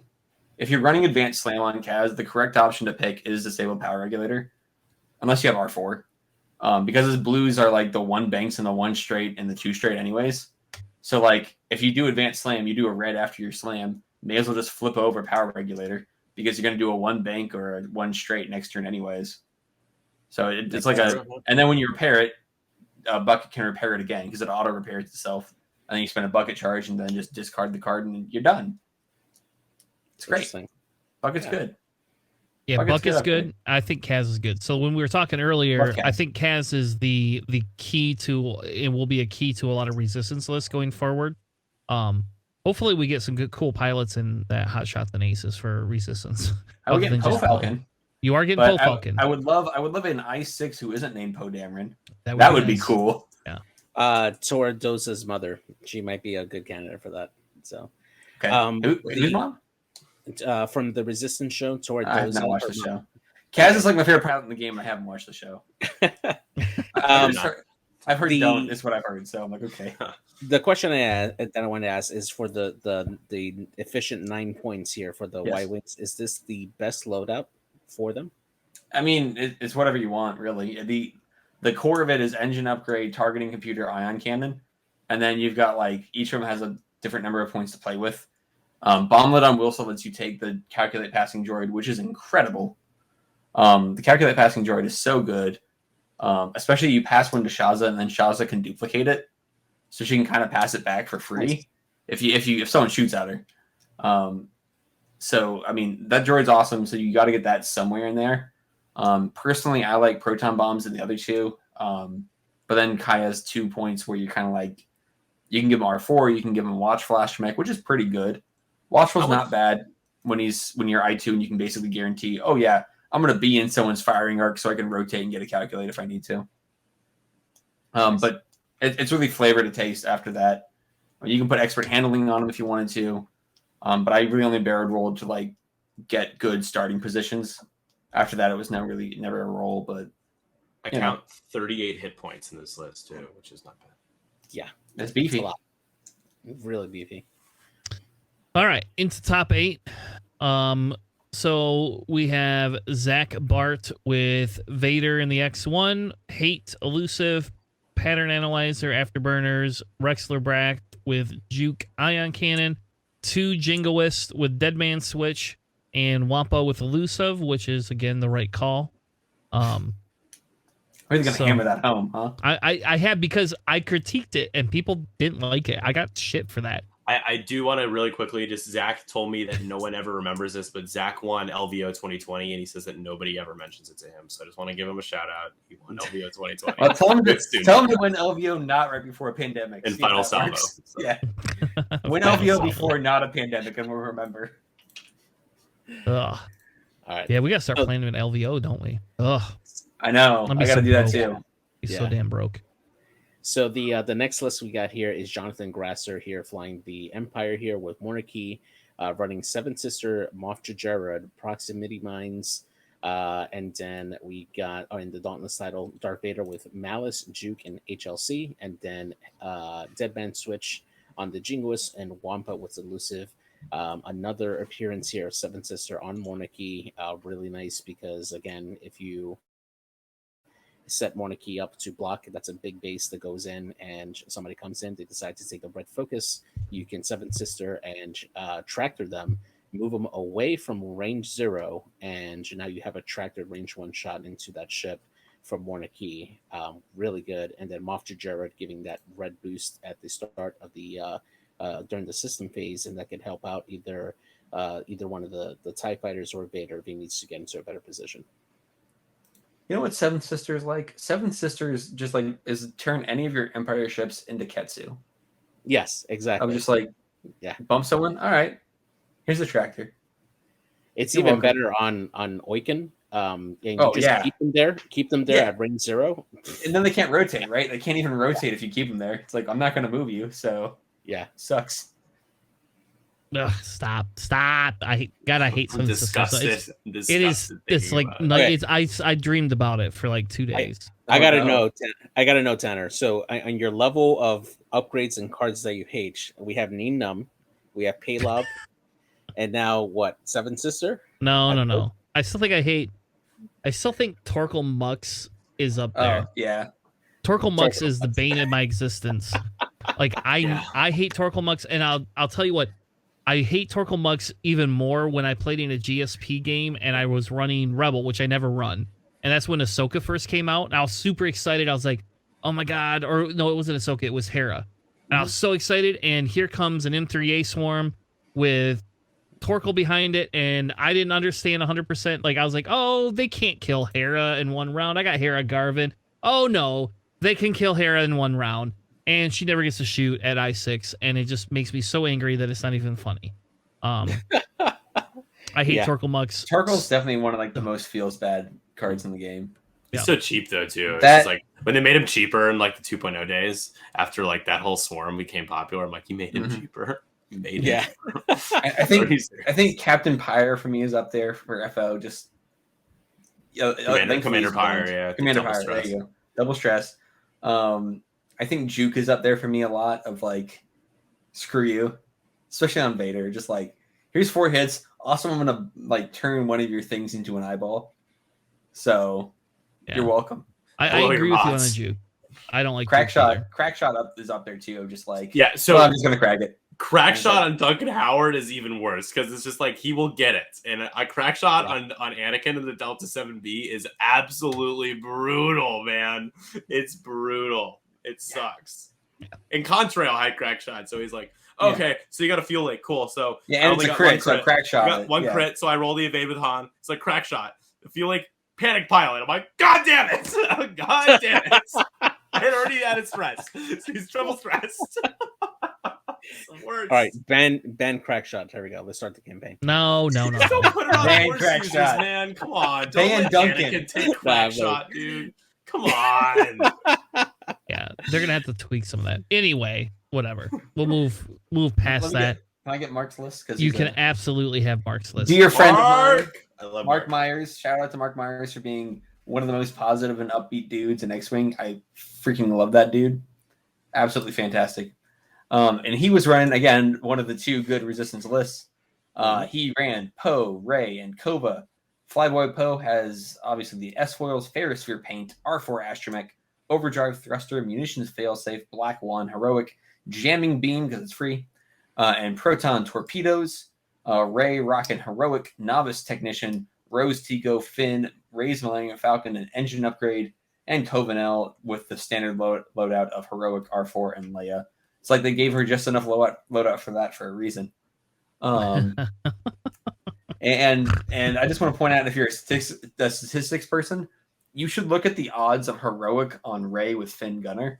I don't want to hear it. Stop it. I didn't believe it, and somebody showed me. The math on defense is like you basically save a hole every 3 shots. Yep, at least. I know. Insane math. I didn't believe it. I think it's bullshit. I can't believe that's a combo that can be used. It doesn't piss me off as much Starkle, though. As I like to say, Resistance has a lot of things that are they a lot of upgrades that try to bring variance back down, right? It's got variance insurance with Heroic and stuff like that. So if Heroic is insurance, Finn commits insurance fraud. Hell yeah. Because he's just like, no, I'm going to add a blank, and now we've got a ton of blanks, and then we're just going to re-roll it. Yeah. And oh, look at that. Man, landing a Blighted Pilot on Rey is so awesome. It's like, let's go! Yeah. Let's go, Rey, come on! You can't do any of your shit. But Except on defense, maybe. The heroic Finn combo on defense is insanely good mathematically. For sure. But it's nutty. You see it's like, oh, it can't be that good. And then you actually do the math on it, and you're like, this is why. As someone who plays Resistance, why did they let this happen? We're already looking at Poe Ray builds for two YTs. The problem is, so here's the problem with the Poe Ray builds. If you're gonna run two YTs, is the YTs really want Ray Gunner that aren't Ray, right? If you don't have Ray, you really want Ray Gunner. So now the minute you're gonna have Poe and Ray together, Poe is gonna be a little sad because he doesn't get his best piece of Ray Gunner. So that is, again, that comes down to the problem too of like Resistance has a lot of things where you just want clones. You want two Rays, you want two Poes. No. I just want an I6. I want an I6 who isn't named Poe Dameron. Please, anyone. It can be a blank ability. You can have Old Man Han. You can have Old Man Han. He could be an I6. Give me Old Man Han with a blank ability. Fine. I am all down for that. Give me something. But, I mean, I don't even think Old Man Han as if he doesn't exist. Because he's banned in standard right now. Oh. Because he has the ability where he can be placed beyond range 3 of any enemy ships.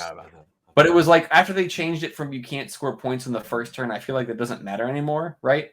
Because previously you could just put him in the middle, he picks up like the middle crate, and then first turn he's like, "Look at me, I've got a crate immediately." But at the same time, now that you can't score in first turn, I don't think he's that bad, right?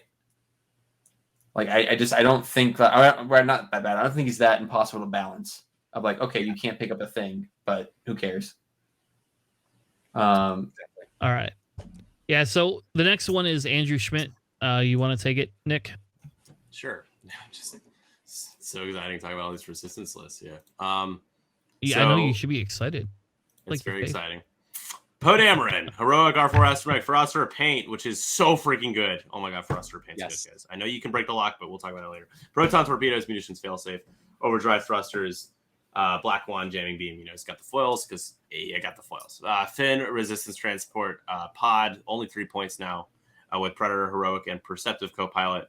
Shasa, belly run, ion cannon turret, proton bombs, engine upgrade, targeting computer. Wilsa, ion cannon turret, cluster mines, engine upgrade, targeting computer. Lega it should be Ligma, by the way, but it's Lega with belly run, ion cannon turret, electro, chaff missiles, chaff making a bit of a showing at Gen Con. BB-8 and engine upgrade. Yeah, so I don't think there's anything super unique here. I will tell you, it's funny they put Predator on Finn. But Finn is the unkillable 3-point ship. I don't give a shit what anyone says. Like Finn he doesn't die. It's if you're not running Ray and you can run Finn in a pod, you should just run Finn in a pod. It's for 3 points. It's not. The only reason to not run it. So I will counter with this. Have you tried to fly a pod? It sucks. Yeah, I have. The dial is so bad. Like, God, it's so dumb that it's such a bad ship to fly.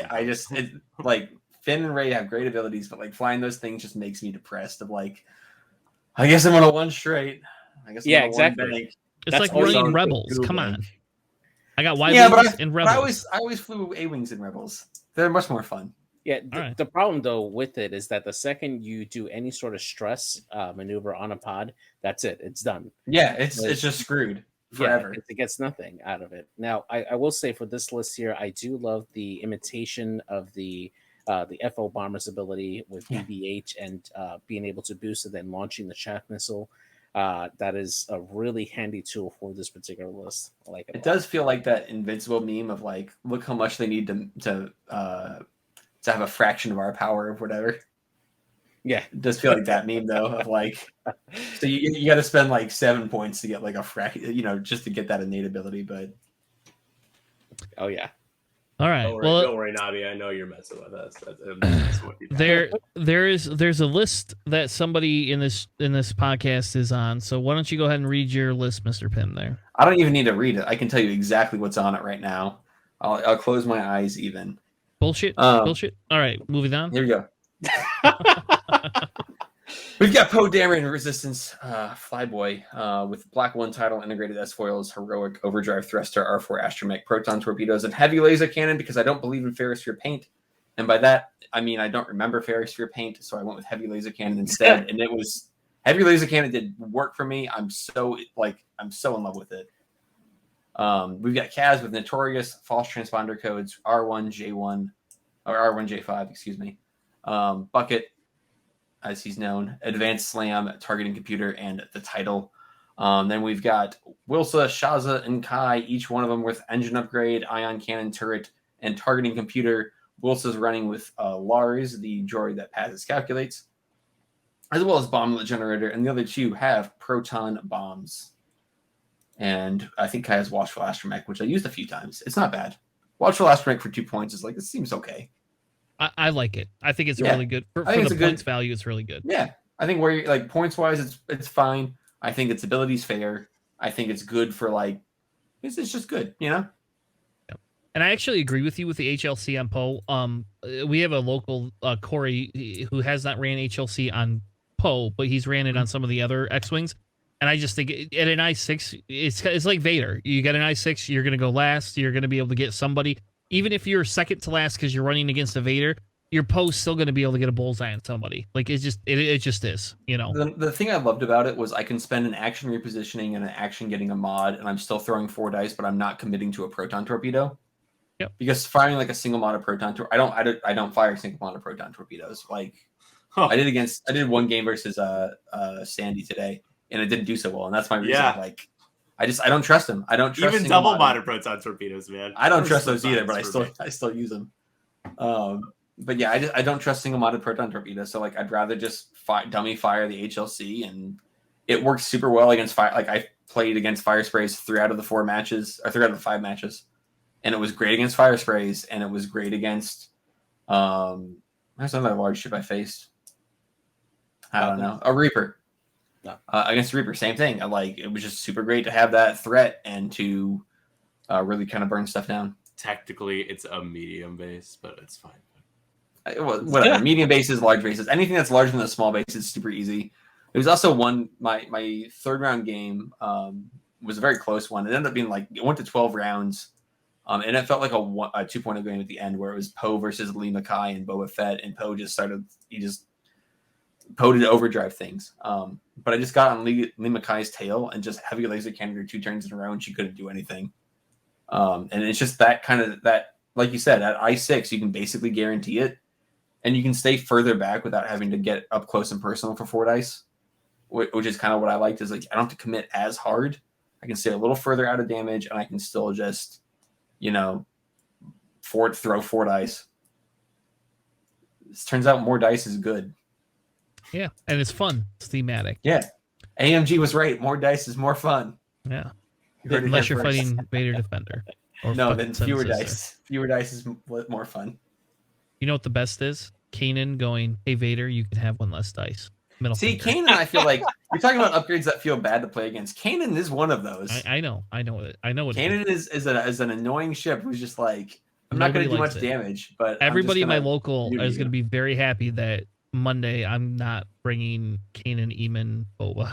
So, real quick, guys, real quick. Sorry, I just want to tell a super quick story, okay? Because this has to do with Kanan. So, this is the plot armor that Kanan Jarrus has. Luke, 2 force, target lock, proton torpedo into Kanan. He's already spent his force. He's got 4 dice, right? This is my first round game. I was not feeling it after this game.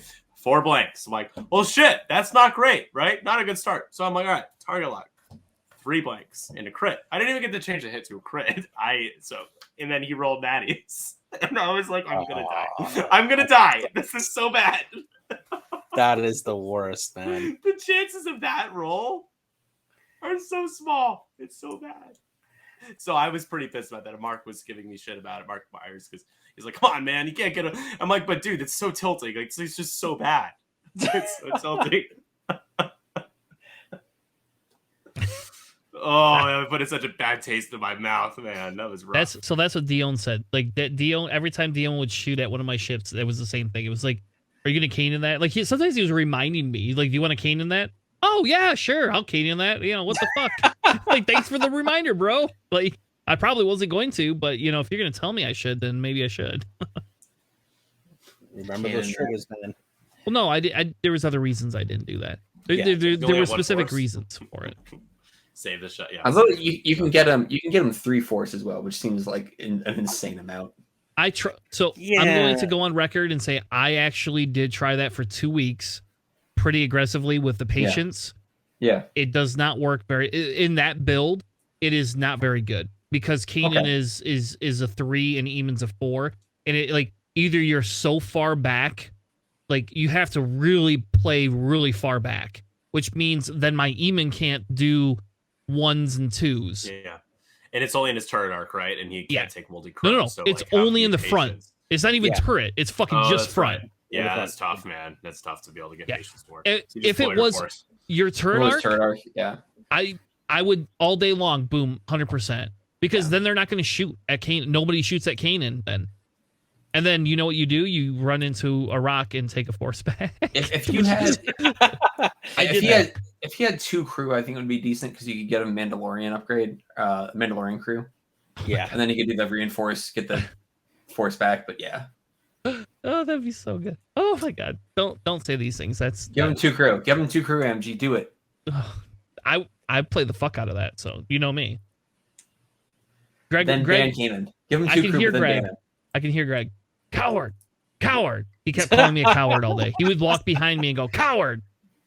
Just because I was running 2 fire sprays. Sounds like Greg. I didn't get the Greg Cash coward treatment at Gen Con this time. It was a little surprising. You weren't running 2 fire sprays. He was focused on me. All right, next list. Weather would be here all night. Next list, JJ. Next one here, we got Nicholas Tobin running the Galactic Republic. A similar list to the winning list here. Just a few different modifications on this one. Hound and the Lat with Yoda, 7 Fleet Gunner, and Agile Gunner. Contrail with dedicated R7A7, delayed fuses, best title, and proximity mines. Obi-Wan Kenobi with heightened perception, juke, and ion cannon. Anakin Skywalker, the 7V version with patience, Daredevil, R2D2, and spare parts canisters. We got to see this on stream actually when he was playing this. Really interesting using juke pairing up with ion cannon to make sure that you can ionize somebody early on. Being able to, especially a ship that has a target lock to shoot ordnance at somebody else, and taking that target lock off of the ship at initiative 7. Really good upgrade to have. Even if you're only just taking out shields, it's a really powerful combo that I don't think anybody else has used, and I definitely like that a lot. And then R2D2 being able to take away bombs or sometimes shaft clouds, assuming that he's not on it, or Mandalorians, yeah, exactly. You can just murder Mandalorians. It's fantastic. Yeah, and he had a very, very good showing there. His loss was pretty tough on stream, but still, this was a really fantastic list. All right. R2D2 is one of those upgrades that also feels bad. Of like, you dropped a great bomb. Oh, just kidding. You didn't. Can I not do a first order list? I'm happy to take Mark Moriarty's, but I've only done first order, or sorry, not first order. Resistance. I apologize. Yes, as I was saying, do Mark. We're gonna come back to Phil in a minute. Cool. Yeah, a little break from the awesome. We'll come resistance, back to you, Phil. The awesomeness of Resistance. So Mark Moriarty, another Hangar 19 indie local. He brought First Order, which let me just get into it. So we got Kylo in the Whisper with instinctive aim, shattering shot, predator, concussion missiles, advanced optics, mitigations failsafe, enhanced jamming suite. And then we have Malrus in the FO with marksmanship and cluster missiles, Scorch with fanatical predator, advanced optics, Ember, which is it's cool to see a non-Von Reg BA, I guess even Hollow, right? But Ember at 4 points, pretty cheap in the Interceptor with Elusive and Pattern Analyzer. And last week got Grudge with Elusive, Automated Target Priority, the Chaff Missile, Skilled Bombardier, and Prox Mines. I played a couple of games next to Mark during Swiss, and he was frustrating his opponents with this list. It was just really strong. There are a lot of ways to make opponents frustrated and feel bad, and it's not the Chaff, then it's Kylo doing jamming and just pretty efficient. And so Ember's interesting. Ember is actually my favorite pilot and ship to fly in FO, like just hands down. I love flying Ember. I think it's a challenge. It's something you have to like practice with. And when we were at Adepticon, because I didn't win, I didn't get into cut. I played in the losers tournament and went. I think I went 3-1. No, I went 3-0 4-0. I don't know whether I was number 3, and I actually took Ember because I feel Ember is one of the best like FO ships for 4 points just to play. Like it might not be the best tournament wise, but it is one of the funnest ships in the world to be able to play. And either Ember dies or Ember lives forever. One of the two. There's no in between. Yeah. So, I'll take Phil's list real quick. So he had a Ray, Poe, Wilsa, Sasha list. The Y-Wings have engine upgrades, targeting computers, ion and dorsal, L4ER5, bomblet generator, Connor nets on the other one, and expert handling.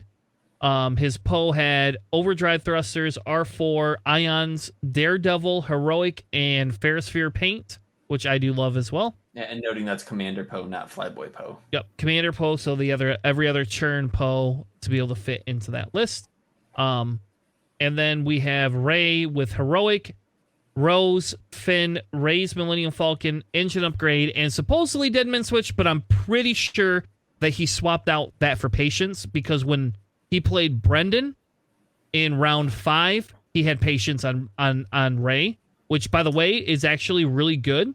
Kind of like I was very surprised by the heroic on Ray. Patience on Ray kind of does the same thing if you're being focus fired on. Yes. If you're not, it's a worthless upgrade. But the question is like, how do you want to sacrifice a hammer in order to like keep it alive a little longer? Which is kind of like personal preference. Yep. But so what you're saying is we need to call a judge and get him DQ'd because the list doesn't match up. Well, at least he knew how range 0 all right, force so worked. we're not going to say that because so in fairness to him, he was a nice guy. I talked to him on Saturday. Okay. We were watching. He's a nice guy.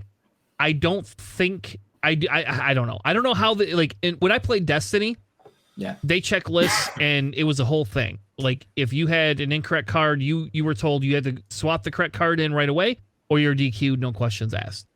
I didn't know this, but I guess in X-Wing it's just a slap on the wrist because it's not the same thing. I guess. I think in this case, if it was like points legal, it's probably just a slap on the wrist. Yeah, I think it is. And My guess is they're both 2-point upgrades. So yeah, I'm guessing he's not running Dead Man Switch and running the Patience instead, which I think Patience is a better option than Dead Man Switch every day of the week with Poe or with Ray. Sorry. Yeah. There is other upgrades you can run for 2 points too. That might be better, but anyway, like whatever. It is what it is. So Novice Tech is way better than people give it credit for. Novice Tech can be pretty useful. I agree with you on that one. Yeah, absolutely. I like that one a lot. Especially People sleep on that. You can use that on Han, right? Like with a reroll. Oh yeah, because Han can just be like, actually no, I'm gonna reroll it again. It's the same reason R2. Yes, that's what R2 crit was amazing on Han because Han was just like, oh, I have to expose a damage card. Nope. We roll it again. How about no? Come on, Troy.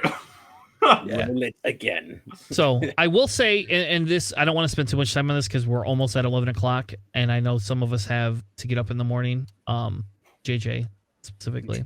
But I will say this is like this Phil versus the last list. This is where that 5-0 versus 3-2, and this is what we'll talk about on Sunday. This is where this is kind of a feel bad, right? Because he was 4-0 playing against Brendan, who was 3-1, and it's sad because Brendan just unfortunately got matched up with a 4-0 because there's only 3 4-0s at the time. So 2 played each other, and then he had to play the next top tier, which happened to be Brendan at the time. And so the feels bad is Brendan gets knocked out of cut by a 4-0 person, right? But at the same time, he was playing for to be able to sleep in the next day. So I get it. I don't disagree. There's nothing. He did nothing wrong. But again, we talk about tournament format and tweaks we could probably make, and I think there's an opportunity right there where you could say, hey, if you're 4-0, you immediately get a bye. You don't have to play your last round. You get a bye. I don't know, because the point is, if you're at 4-0, the point is to make cut, right, and get a bye. You're not really playing for position any longer, Well, I think if you're saying if no one in cut is getting a bye, getting the bye for the last round in Swiss seems like a fair trade-off. Yes. Yeah, I would say that's fair. Also, pair downs always feel bad, but like they're kind of unavoidable sometimes. I mean, I felt weird me getting a pair down for my win in endgame. It was odd. We all went to everyone around me was like, I don't know if that's right. I'm like, yeah, I'll go to D and ask. He's like, no, that's right. I'm like, all right. Teardowns are weird sometimes. Just the math doesn't work out. Yeah. It is what, like I said, it is what it is. Well, I don't think it's the end of the world. I don't think he did anything wrong. I just think, you know, hey, it's an opportunity here. So, who wants Andrew Goldblock? I got him. So he's running a scum and villainy list. He has Cat Scarlet in the Fire Spray with Notorious, Jammy being Electric Chafe Missiles, Ahsoka Tano, Contraband Cybernetics, and the Marauder title. Rook Cass making an appearance in the Gauntlet with Marksmanship, East Commandos, Garth Saxon, Dropseed Bay, Contraband Cybernetics, and Swivel Ring, and then Q9 in the ST Assault Ship with Mandalorian Child, Jammy being Greedo, Burnout Thrusters, and Razor Crest. If I'm not mistaken, he actually was on stream as well, and he pulled off some amazing maneuvers with that Q9 with Burnout Thrusters and Contraband Cybernetics. Just really hard to predict where that ship is going to go, and can really get into some really tight spots and still have bots all day. So it's a really, really good ship. Burnout is a fantastic card. I really, really like the card. Absolutely. Yeah. All right, there's another scrub on here. I don't know who that person is. It looks like your name's spelt wrong too. I don't know. Somebody. No, my name is spelled correctly. Chris Tanner. I don't know. Who's next? Who wants to take their own list? Don't make me read your list. Cool. I just want to preface that I'm super proud of myself for how this worked out because I'm like, it was I'm proud of you too, Nick. It was an uphill battle, man. I'm like, let's freaking go. Let's go. You did great, Nick. You did great. Thanks. So the list is called Han Job, by the way, just so everyone knows. And it's we got Han Solo with Hopeful, Baze Malbus, Bistan, K2SO, and the Millennium Falcon title for free. We got Wedge, Antilles, the Predator, Elusive, R4 Astromech, and Proton Torpedoes. And then we've got Luke running out the list with Shattering Shot, Trick Shot, Protons, R3, and he's got his foils as well. So kind of the usual loadouts on the X-Wings, but Han is what really made this list interesting and super fun. And yeah. And I will say, I'm gonna point something out here because I talked to you online, well, on your damn stream a week before, and you're like, "Oh, I'm running Ghost. And here we are with Han instead. Yeah. What the hell, man? So I wanted to make a statement with Kanan, but the night before we traveled to Gencon, hours before, I had played 2 more just complete dud games with Kanan, and a lot of things happened in those games and games before that I was practicing with that all just kind of fell apart. The inability to keep time on target, the I3, the zero agility, and just the lack of consistency was all reasons why I'm like, this is Han in this list is the difference between making cut or going like 2 and 3 or like 3 and 2. So I want to win. I'm here to win. So how often did you use Hopeful on him? I never used Hopeful. I think there was probably 2 or 3 opportunities I could have, but Han with Baze is often stressed as well. So I feel like there were a couple of overlapping times where he was stressed. It's like a point, so I can't imagine it was like... Yeah, it's a there's not a whole lot competing for it, but yeah. I was just curious. I do have a question for you, Nick. What were your thoughts on doing K2SO instead of Jern Urso to make one of the debates? So I do want to give quick credit to Gordon McDonald, who this is his list. I played him when I went back home in California. Yeah. And the reason why K2, and you'll see why R4 on Wedge, is because Wedge gets a soft double modded Proton Torpedo, which basically this list needs 4 hits on each torpedo to succeed. And that's what I got when I played Will Hagwood on stream. K2 is for Wedge, essentially. So pretty much like 75% of the time. Yeah. Awesome. Yeah. And Baze, don't sleep on Baze because Baze is actually pretty strong.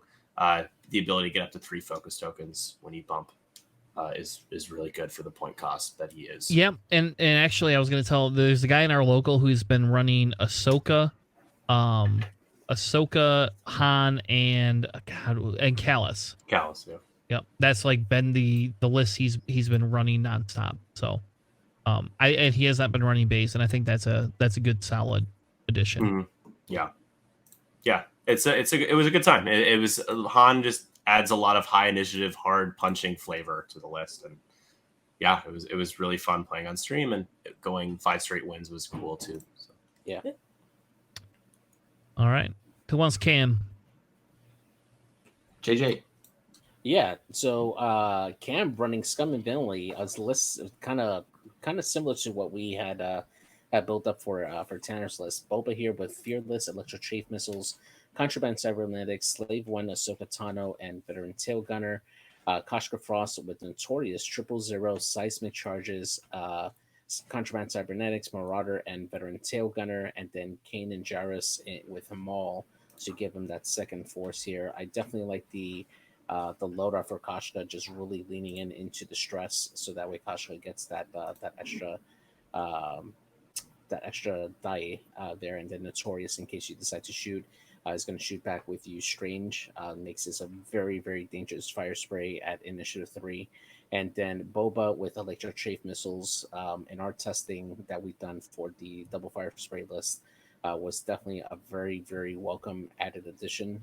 Just helps Boba survive those proton torpedo shots that can come in if you range control correctly, and Boba doesn't mind like landing on that chaff cloud and just taking range 1 shots into your opponent. It's really, really nice. And Kanan with Maul, which is 100% the right call. Yeah, like that was our switch, as well as moving Kanan or Maul off Boba and onto Kanan, because I found you with Boba, then you're just stressed and you're like fucked, and with Kanan you don't care because you're gonna one bank or one straight. You ain't going anywhere with Kanan. Kanan don't go nowhere. So and being able to take them all against Will, when I played Will, I got a panic pilot. He got a panic pilot crit on Kanan, and then he kept shooting at Kanan, and I was like, oh, I'm gonna take a force back and take another stress. I'm already double stressed. What the fuck does it matter? I don't need actions. Who cares? Do you guys ever have those tournaments where there's there's one crit is the theme of the day? Man, Panic Pilot was multiple times. Like I had 4 games with Panic Pilot. I took a Panic Pilot. It was. I hated it. It was. I think it was 3 games, and twice of them is multiple times. Oh man, that's. How about Boba taking a Panic Pilot? Fuck that. That sucks. Boba with blinded is that's also well, a good one. That's even worse. All right. Blinded is bad. All right, go ahead. Which one do you want? Which one do you want, Andrew? Oh God, let me see what Mike says really quick. Let me take. Oh, I scored too far. Let me take Mike. Yeah, why not? I'm gonna go ahead and grab his. CIS. This is the lone CIS to make cut. And this is General Grievous with Impervium, Outmaneuver, Solus 1 title. One of the best 5-pointers in the game, I think. Yeah. Just hands down. Fair. He can do a lot. Yeah, I think he's fairly priced. I don't think he needs to be cheaper or more expensive. I don't think he needs any more loadout. I think he is, like, you've got to commit to Outmaneuver, but it still is good on him. You can't ignore him. Jango Fett with Count Dooku, Proximity Mines, Boba Fett, False Transponder Codes, Notorious, and Slave 1. Cad Bane, or how I like to call him, Sad Bane, with Heavy Laser Cannon, Ion Cannon, Proximity Mines, Treacherous, and the easy Xanadu Blood. Xanadu, RIP, Olivia Newton-John. Then we've got DFS 081 with Grappling Struts, Discord Missiles, and Independent Calculations. Seems solid. There was a lot of that across the event, a lot of that list for CIS. I think it's pretty natural that you're like, okay, Jango and Grievous go together. What can we fit with them? I don't know if CAD's the right call. I think CAD still dies really, really fast if you're not careful. And the Vulture Droid's just a Vulture Droid. But, good list. Yeah. I agree with you on CAD. I have the same issue. That's why I didn't run this list. That was actually my main list to run. But I found that if I'm not aggressive enough with CAD, the list doesn't do anything.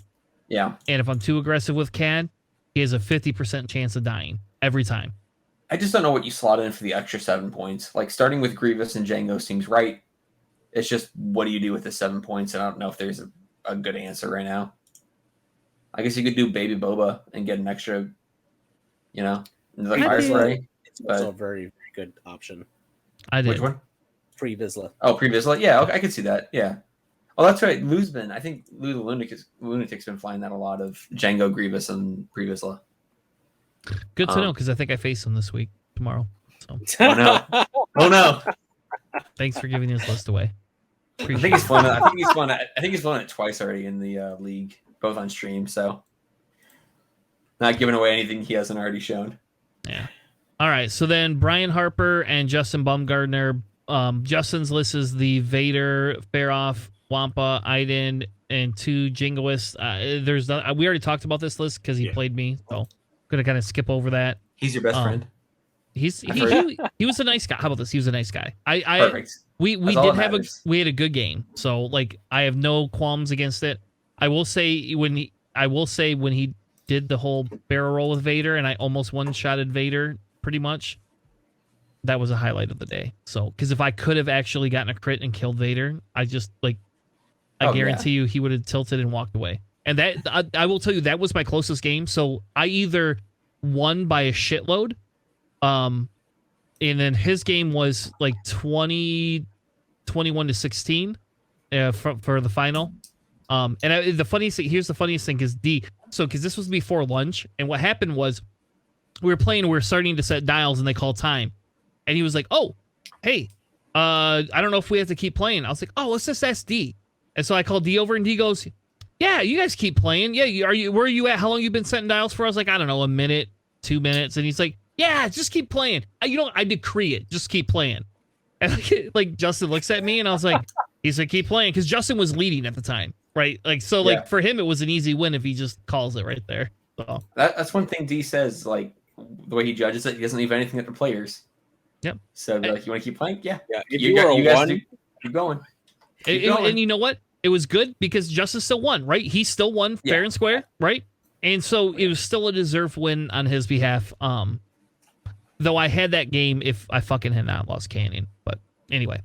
Yeah. Brian Harper has the same list as Crispy outside of he has extreme maneuvers, so we're just going to kind of skip over that. We don't really need to. I'd like to do Tommy since he was the other Rebel player. I just want to just really quickly, there were only 2 lists that made top cut that were Rebels, which I think is kind of wild. I don't know. I mean, considering where we were with Rebels, I'm like, wow, 2.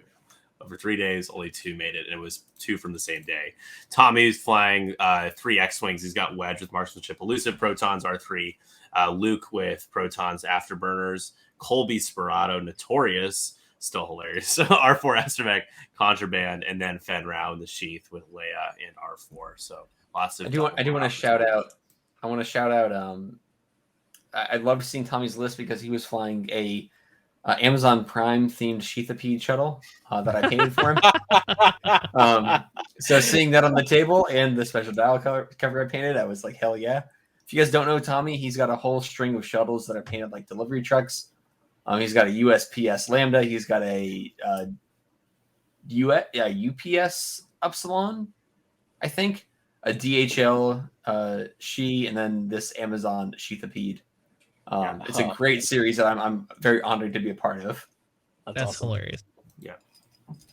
Yeah, Tommy, one of the nicest players in X. Yeah, easily, hands down. And shout out to XVT, his X-Wing virtual tournaments as well. So, absolutely, save the dream, save the rebellion.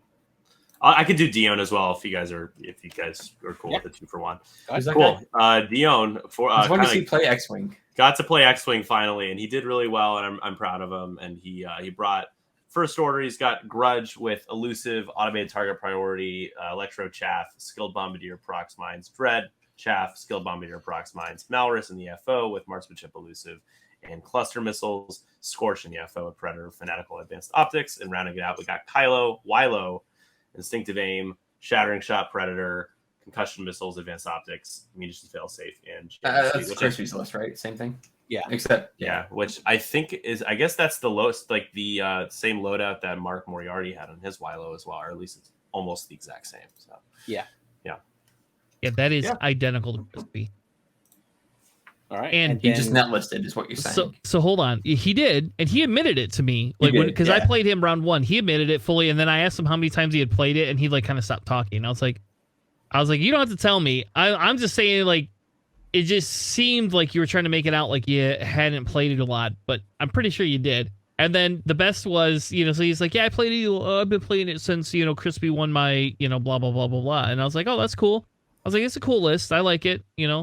And then the best was Dion would like second guess everything he was doing, and he kept moving. He did this the whole tournament, and so like finally I just started letting him do it. He was moving his Scorch before my Kaden, and then he's like, "You did that on purpose," and I was like, you're right. You can move it back. I won't do it. It was just kind of funny. Like it doesn't really like my Kanan's gonna go one forward or one banked, man. Just so you know, you're not blocking him, so it's not really any new information. And I'm literally just going to focus with him. That's it. That's all I'm gonna do. I'm not gonna do anything special. He's just gonna bank and focus. That's it. Maybe pick an objective. But after Dion and I played, it was funny because I walked away and I came back and Crispy was actually giving him pointers on the table. Like he's like, all right, here's where you made the mistakes. Here's where you should fly this one differently. And that was hilarious because then obviously Dion did very well after that because he broke his ships up too much, I think, when he played me. And that's what gave me that edge, is just being able to say, boop, here you go. Have Merry Christmas. Have a bunch of, fucking mines and bombs and shit. Yeah, GSP did a good showing in Top Gun too, 3 of us. So yeah, absolutely.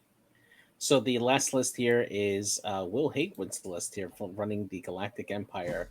I like this list a lot, actually. Captain Oiken with Ruthless, Death Troopers, Fifth Brother, and Dauntless. Morniki with Ruthless, Darth Vader, 000, and B21. Wampa with Elusive. The one Jingoist with Cloaking Device, and the other with Overtune Modulators. This is definitely a lot of beef between the two decimators there. But I definitely want to hear from Nick. You faced off against this on the top, but how good was this list? Yeah, so it's really good, and Will and I talked it over. Essentially, it's strength in numbers and strength in kind of a formation. And Will decided to have Morna come in from the flank, and it bought me 2 turns to alpha the hell out of Oiken. Which Oiken, with a sad combination of fuel leaks and direct hits, was on 4 hull after 1 engagement, which is remarkable. And then thinking over in my head with K2, I actually could have jammed off the reinforce if I thought that Han could have rolled natties with his reroll, but it's just not something I was thinking about. But it's scary because he almost ran away with Oiken, and I probably would have lost the game if I didn't get a really lucky natty pro torp into the back of him as he was trying to run away. So it's intimidating, and it's so much health. However, it's also a list that doesn't like crits, and when every single roll features a minimum of 1 crit, it doesn't go very well. So I highly recommend watching the game back because it was a lot of fun. Will's he's an amazing player, and he's just a really fun guy to play against, and it was a good game, and we had a lot of fun, and definitely would check it out. All right. So I know, does everybody on here have like 5 more minutes? Yeah. Can I keep you all for 5 more minutes? Let's do it. All right. So we have a special thing that we do, and hopefully my computer will work for this. So we do something called constructing the Death Star, which if you've never watched the show, you probably don't know what it is. But essentially what we do is we say, hey, how do we get guests to come back on, right? How do I get people to come back on my damn show? Like semi-forced, because that's how I roll these things, right? And so what we do is we do a jank tank of some sorts, but we don't do let's just roll for it. What we all get to do is we get to pick different upgrades and different pilots and build lists, and then 2 people have to fight it out. So in an effort to make Nick come back on and fight on our stream, and an effort to I know Andrew would come on anytime. So I don't know about Nick, but but we're gonna build lists together. Assuming I'll come on. What am I, a cheap date? No, you just we hey, you did a commission for us, so like I assume you at least. I'm gonna peek something that I'm another YV I'm working on right now, which I'm very happy with how this one's gonna turn out. Is that the Black Sun logo? It is. I love it. That's pretty awesome. Let's talk about YVs. I actually love YVs. Actually, we never even get to talk about Marcel's list, but that's all right. We it's already 11:15. Man, we could spend hours talking about X-Wing lists because I think this tournament there was a lot of unique lists. Like I really genuinely feel that. I don't think the meta is stale at all. Other than maybe we could get rid of Seven Sister. I think that can just get the fuck out of here. Get those TIE fighters up to 3. Let's do it. The meta has staples, but it's definitely not stale. No. And I really actually am personally enjoying the meta myself. And I found that there's a lot of creativity that we found even after the most recent shakeup. We're seeing a different set of creativity. And I predict we're going to see a different set of creativity at Nova. So that's my prediction. There you go. Anyway, so if the two of you are up for it, I'll give you the rules and we're going to go at it. So essentially, constructing the Death Star is we're going to pick different factions for each of you. We're going to help build lists. Everybody's going to get a say in it. Each of you will get one veto. So if we're building Andrew's list, Andrew will get one veto for anything. So let's say we pick faction. What one do you hate to fly? We're going to say CIS, right? So I pick CIS. You go, fuck that shit. I never want to fly that. You can veto it. You get one veto throughout the whole time. Other than that, we're all going to take turns building you. Veto anything. Anything I want, I can veto, though. So we're trying to make it bad on purpose, though, is the goal, right? Yes, the idea is to make shit lists for each other, and you each have to fly a shit list. Okay. All right. So first question, we're going to put it to a vote. Do we want extended or standard? Extended. Come on, do it for me, guys. All right. Extended. I'm all for that. Oh, I should transition my screen back so you can fucking see what I'm doing. All right.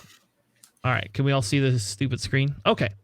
So we're going to build these lists, and then we have video record of this because it's all recording right now.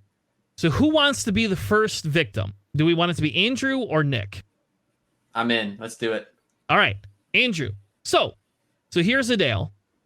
We're going to say Nick gets to pick the faction Andrew has to fly. Only if I can pick his faction. Absolutely. That's perfect. Yeah. Perfect. Remember, you all get one veto. So. Okay. All right, Nick, what faction is it going to be? I think I'm going to go with Scum. Okay. Sure. All right. I'm in. I'm honestly good with anything. Like any faction, I'm down to fly. I like the game. I like the game, you know? All right. So cool. So there we go. So we got a faction. Andrew is flying Scum. Make sure you take a note, JJ, in case I forget. Yes. JJ, you get to pick the first shit ship that he gets to fly. Escape craft. Yes. Sick. So I get to pick which one. Do I get to pick which one? Yes. All right. Yeah. Yes. I'll give it, since you haven't had a pick yet, I'll give it to you. Outer Rim Pioneer. All right. There we go. Predictable, but good choice. Predictable? Right. It's not a good choice. It's the worst one. All right. That's why. It's why. I'm going to pick the first upgrade, and you get electronic baffle. All right. It's good for those. I'm going to be coordinating a lot. Being able to cancel it out seems good. Get rid of stress. All right. Nick, you get to pick the second upgrade. You got 2 points. You get 2 points. All right. Let's do okay. I get 2 points. Cutthroat. All right. Okay, sure. No, I can get rid of stress. You can get rid of I can get rid of stress. All right. I've got 2 ways to get rid of stress on this. I'm golden. All right.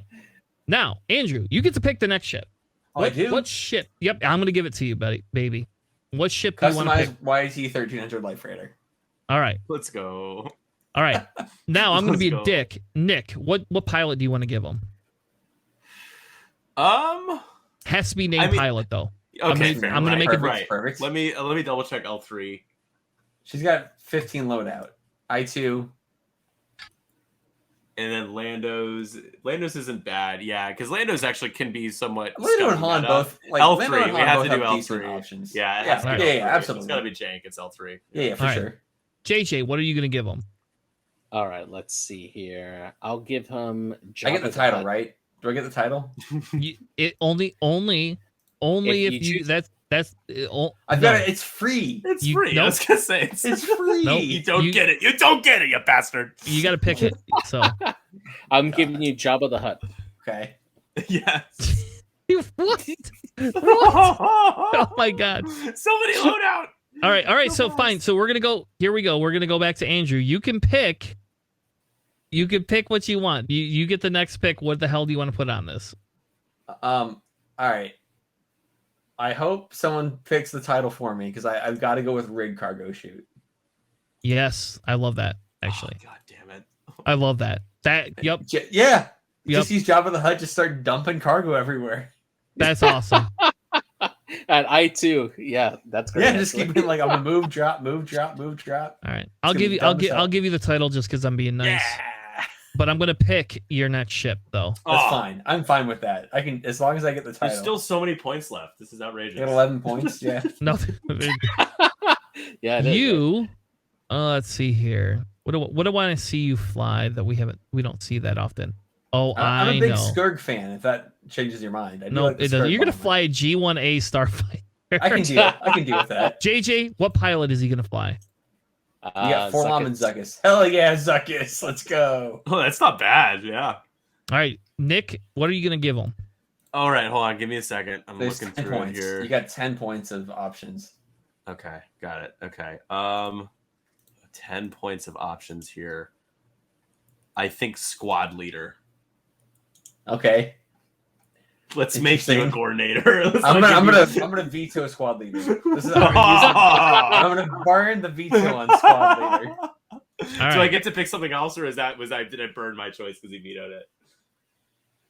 I know, JJ, you make the call. We'll give him a reroll. Go ahead. Give him a reroll. All right, yeah, all right. reroll it. He burned It's fair it. Okay. for him too. Inertial dampeners. Okay. Okay. That's great. Let's 8 go, points. Pim. All right, 8 hold on. points. What is inertial dampeners under? It's a illicit. It's an illicit. He's already got to stop. Before So you this would actually execute a is maneuver, you may useless. spend one shield. If you execute a white stop instead. This is actually useless because he has a stop already. So Precisely. perfect. Let's go. Great, excellent. I'll take Spend it. a shield to do it instead. No balls. All right. I'm gonna give him Tobias Beckett. Okay, I can jam with Beckett. All right. I get the next ship, right? Sure.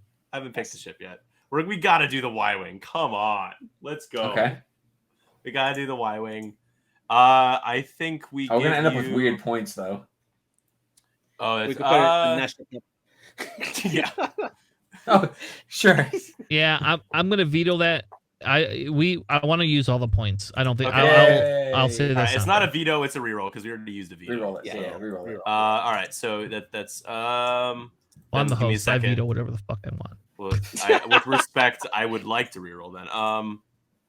So we need, how many points do we need to burn here? We got You got 6. 6. You can do Okay. 2 3s or a 6.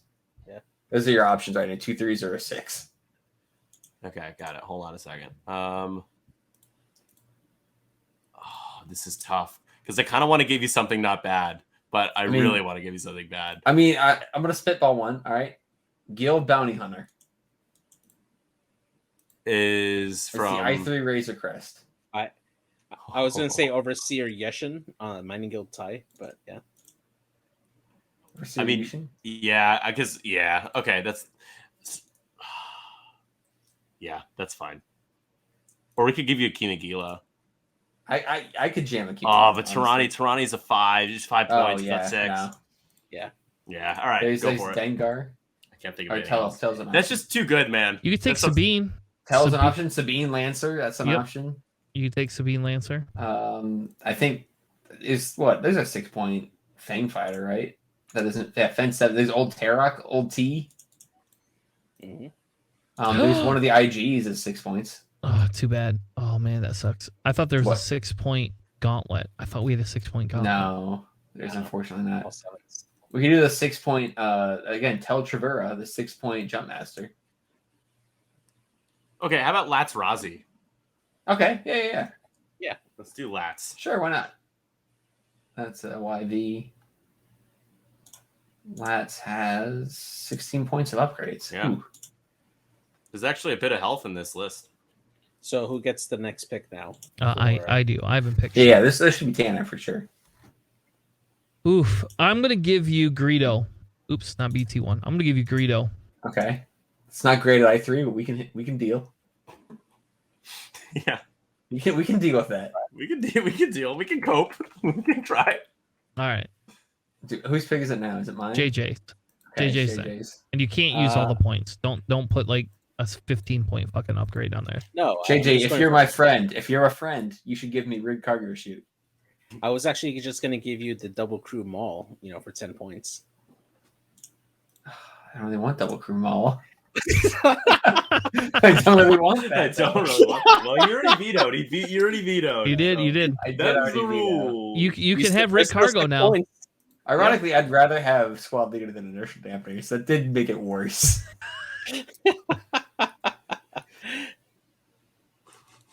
All right. So I've gotten. All right, we got Mandalore. We got 5 points. What do we do with 5 points? Babu Frick. Yeah, Babu Frick. Yeah. Babu Frick. Hey. Let's All go. right. All right, so for everybody listening, we have an Outer Rim Pioneer for whatever reason with Cutthroat and Baffle. L337 in the YT 1300 with Jabba the Hutt, Rig Cargo Chute, and Lando's title. Tobias Beckett in internal dampeners, Mist Hunter, and Zuckus in the GA1 Starfighter. So bad. Then we have the Damper's name. YV666 with Lots, Maul, Babu, and Greedo. All right. Now we got to do Nick's list, and Andrew gets the privilege of picking the faction. Now remember, he can veto the faction, just so Nick you know, is but going that to is fly his one Empire. veto. Nick is going to fight Empire. All right. Ooh, okay. My cat is testing me right now, guys. Yeah, I'm looking at that. Making me a little nervous. See what they can do with those Legos. This is. I'm on. She doesn't do this normally. Come on. All right, he's not here. He's not here. We got to give him like 2 heavies. We got to give him 2 heavies. 2 heavies. It's like the inverse. It's like the inverse of an E-wing. It is the inverse. The inverse E-wing. We got to give him like 2 heavies. All right, JJ, you get to pick the first ship. All right, Empire. Yeah, so we're gonna go with the TIE Heavy. Yeah. Fuck you, man. All right. You can pick Nick, you can pick the pilot you want. Oh, how exciting. Which ship pilot would you like? Leighton D's pretty good though. Yeah, Layton's the only Layton's one. actually kind of okay. Layton's the only one I feel like I could pick because there's something. Layton's not as bad as people think. It's like Right. a beefier Howl Runner, sort of. Sort of. And Sort and of. because it's a TIE heavy and it's a ship, you could pick which config you want before we pick any upgrades. You have maneuver assist and target assist. Isn't target assist more commonly on Layton anyways? I don't know. I don't really see heavies that much. There's What an does argument common for stand both. for? Yeah, there's an argument for both. Nick, we figured the heavy was the opposite of an E-wing in all regards. Yeah, thanks. Thanks. welcome. I'll do target assist. All right. I'm going to pick the first upgrade. You're getting proton cannons. That way you can't pick sync laser cannon. Thanks. All right. Let's see. Get a bullseye on the TIE heavy. Go for it. Do it, coward. JJ, Hang on. Taking a look here. we got 10 more. We got shit tons of points. Like Nick's got more points I'm telling you. We're gonna give than him we a even know what to do with. We're gonna with give the it a stealth device. TIE. What? What? It feels wrong that that Layton is the same cost as Delta 7 Obi. I just want to point that out. Yeah, right. All right, so stealth device. So we got Come on, you guys suck. You gave me I want to veto that so bad, but I know that you're going to try to pull a worse You one. gave me fast one inertial on me. dampeners, man.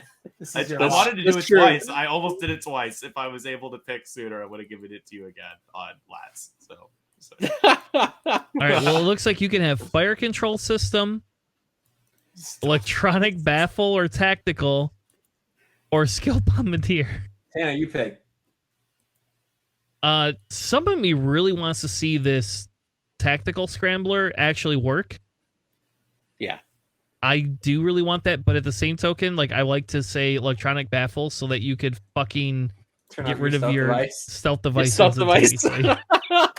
Like that feels like a dick move though. Right Oh, there. man. How did you Let's go put scrambler. stealth Let's device? be I nice. Be nice. All right. Give him scrambler. You can have scramble. Yeah. All right, Nick, you can pick your next ship. All right, so I can And it pick the can't be next ship, Vader but Defender. but it can't be the pilot. Okay, It can't be Vader Defender. I'm just gonna put it. but I can that pick way. the pilot as well. No, you Oh, can pick Just the ship. Well, then how could I Just the pick chassis. Vader Defender if I couldn't pick Vader Defender? Well, You can pick because a if you Defender. pick Defender, JJ's gonna give you Vader. It's just gonna happen. No, Like somebody's I gonna be wouldn't like, give him "Yo, let's see Yeah, Vader well, Defender." On screen. if theoretically I'm going up against Pim's list, I am going to pick a Defender, so I'm picking the Defender. All right. All right. I will. Hang on, JJ. Before you pick, for your consideration, Stop! allow me to offer Don't up lobby, Captain don't lobby. Dubs. While another friendly ship range 0-1 defense, for the neutralized results step, if you are in the attack arc and are not ionized, you may gain 1 ion token to cancel 1 hit result. That seems good. Actually combine that with a stealth device. No you balls. can actually Countess sell- Ryad. No balls. Yeah. Countess Ryad. Captain Dubs. All right, So I'm JJ. saying- He's gonna do Dobbs. I actually was considering Colonel Vessery. That seems too good. He said it. Only if it has an elite title. So I don't know. Just free locks. All right, so Colonel Vessery. Is that the pick? yes. Cool. Okay. All right, Andrew, you could pick the first upgrade. Defender Elite. Oh my god.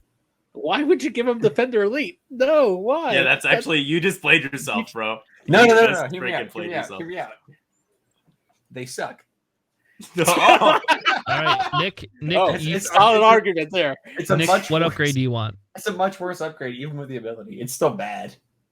let me double check. So Defender Elite, you get to perform a bonus. If you okay. So then I will do. I guess I'll do a missile, and I will go with. I think I'll go with. Oh, this is tough. Homing missiles. Yeah, right. No, I'm Thread debating tracers. with thread tracers. Yes, you know when he's already gets the locks, right? You know what? For those big bases, I'm gonna go with HLC because again, if I'm going up against Pim's big bases, give me that HLC. All right, man. We ain't used any points on this. Hey, he's got 6 points left. You know what that's perfect for? Outmaneuver. Squad leader. Oh, we don't have enough. Outmaneuver. We got enough for squad leader. We have enough for That's- snapshot. Actually, No, Snapshot's 9 now. Whose turn is it? it's technically mine. We have enough for Yeah. snapshot though. No, Snapshot's 9 points. Yeah, and he can have 13. That puts him at 12. Vessery can or Vessery, right? Yeah. Vessery Oh. only has 10. Yeah, you're on Bolt Scarus. All right, Yeah. I'm on Volt. Squad leader, it's perfect. Wait, did we pick Vessery over? Yes. I thought we picked Yes. Volt. No, No, he I said think He Vessery. said Vessery. All right. Yeah. Well, Or you can give him Interloper turn, Oh. which is an upgrade everyone likes to see. I can If If give only you I on could the- take on the inertial elite, dampeners. I wish I could. On the elite, actually, that actually is good because you actually. I don't have to think set turns. Interloper turn is good at all on any ship. Somebody's on interloping enough. Apparently, I don't even see Interloper on here. it's 1 It's point. on. It's on the talent. It's a 1 point talent. Yeah.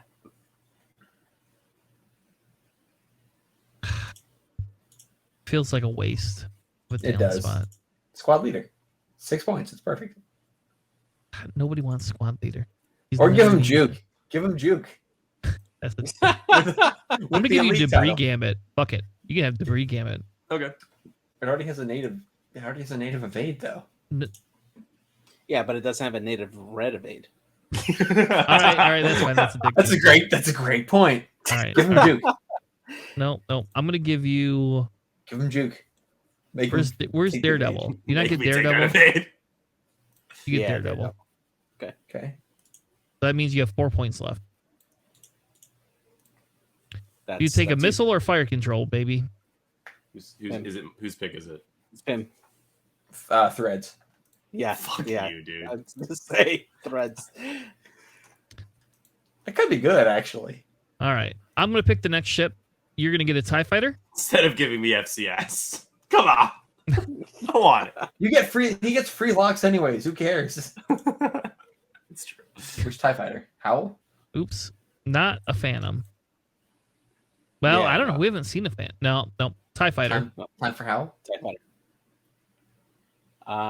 Let's see. What should I give him? I think it's Howl running time. Backstabber's 20 points. I know. Or Dark Curse. Can you just run one? Yeah. You're gonna run Dark Curse. That's it. Nothing else. One Same ice. or Same? All right. Oh no! Wait. I chose pilot last time. Never mind. It's not my pick. Who's pick? Andrew. Howl. Okay. Listen. She gets a reroll Hey. for herself. Litten and Howl. That's 2 rerolls. Oh shit! Oh, You can reroll shit. both dice. Just Oh, try again. All right. What do you I'm want to? What do you giving want to you howl, Han. Nick? I'm giving you Han. let's see. It's 8 I points. I just will- go shield up. I will do. Damn it! I was about to say that. That seems yeah. the right call. Just But shield that's the upgrade, right call call it a though. day. Is shield Yeah. upgrade? Yeah. Just call it a day. Shield upgrade. All right. And Nick, we're gonna be nice to say you can have the last pick for a ship. How about that? Wow. Thank you. Because it's only 4 points. It's You only should 4 pick. You points. should pick the TIE aggressor. I think we'll do. Yeah. Should I? Yeah. Yeah. It's good. Um, It's good. Let's do. The striker. No, I'm looking at the interceptor right now. Actually. What? Who's a Gideon's full 5. Goran's 4. Goran's ability works on lower initiatives, or is it the same or lower? Lower No, initiative, it's just lower. Oh, just Yeah, lower. right. Yeah, So it we'll doesn't work on really Litten. well. Yeah, no. It was cell device. It sounds wrong. We'll You got do Nash, Laurier, no. Terrafiner. I'll do Faroff, the Reaper. Ugh. Oh no, he gets. I He get to gets pick the- the Reaper. The chassis, and then we pick the pilot. So So I guess you get Vizier or the Scarif, but it can't be the Scarif, right? We're not really doing generic. Yeah, no. Yeah. Now That's you- Vizier Faroff. Yeah, no reason to be that much Okay. of a dick. Yeah. I mean, Andrew picked his generic, so No, the Outer Rim's a limited. Is- yeah, I don't. It's a single dot limited. all right. Yeah. What is Yeah, it? it's do? bizarre. You can shoot at range 0 of obstacles. Oh, okay. And friendly ships at range 0 to 1 can. All right, That's- JJ, you get to pick pilot. Mm, You got 2 options. Yeah, I Vizier know. or Faroff. we'll go with Vizier. Cool. Kind Veto. of anti Faroff, thank you. with that. He was going for it. I knew he was gonna do the veto. Oh wait, knew can I it. pick the upgrade, please? Yeah, Imperial Super Commandos. Ha! you Yeah. can't. You can't. No, He I doesn't think have- it only fits on Vizier. No. Oh, did you pick Vizier? No, I No, vetoed I it. Made him do vetoed it. Faroff. Oh, now it's Faroff. I see. I missed the veto. I I got missed you the veto. guys. I Waited see. on the veto. Um, Danny DeVito, baby. Gar Saxon. Gar Saxon crew. All right. And all right, Nick, you can pick the last upgrade. I don't give a shit at this Gar point. Saxon crew doesn't actually work on the ship, just so you know. Well, I mean, if you gave him tracers, That's true. This is where thread tracers come in. This is where the thread tracers I'll come do in. Ruthless. This is where the thread tracers come in. Oh, Gar I Saxon. didn't realize I had a couple points left. Ruthless get isn't 3. bad though. Yeah. I don't know if there's anything else like strong. Yeah, Ruthless is fine. intimidation. Yeah. I mean, it is Crack shot. extended. Nah. Should we give you 2 tactical scramblers? We're gonna do that. Ruthless and Tactical Scrambler, perfect. All right. Well, there we Now go. now you can Ruthless off the stealth device. I don't know. I don't hate this list. I think it's not. Oh, I think Horrible. it's. I think yours is pretty trash, to be honest. Though, too. I'd rather fly mine. I would say I'd rather fly mine than yours. I got a defender and a really dirt cheap Reaper who will just, pot shots. And Hellrunner. Yeah. You're right. Half the list is not bad, and the other half is kind of trash. So How it's long got was- 2% trash. Come on.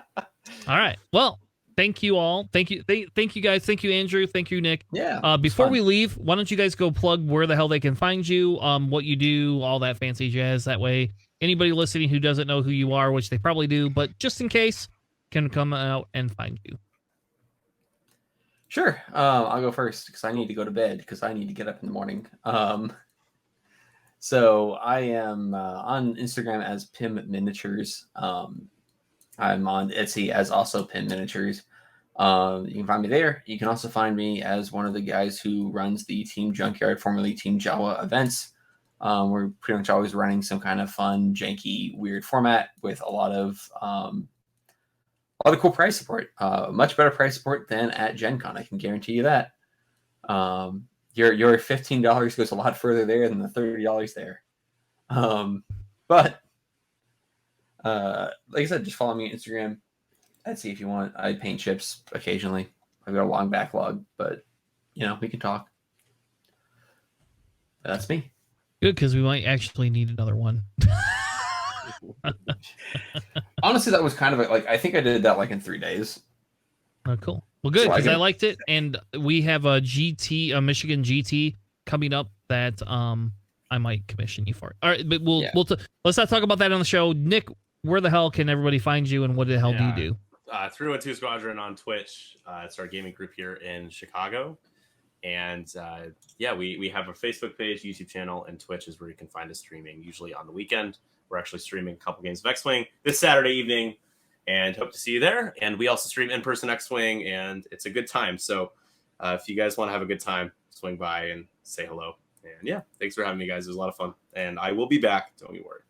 Yeah. So what we'll do is we're going to work with these two guys offline, and we'll schedule a game. If you have not joined our Discord, JJ will throw the link in the description. We will 100% be posting in our Discord when these two will be facing off for Construct the Death Star.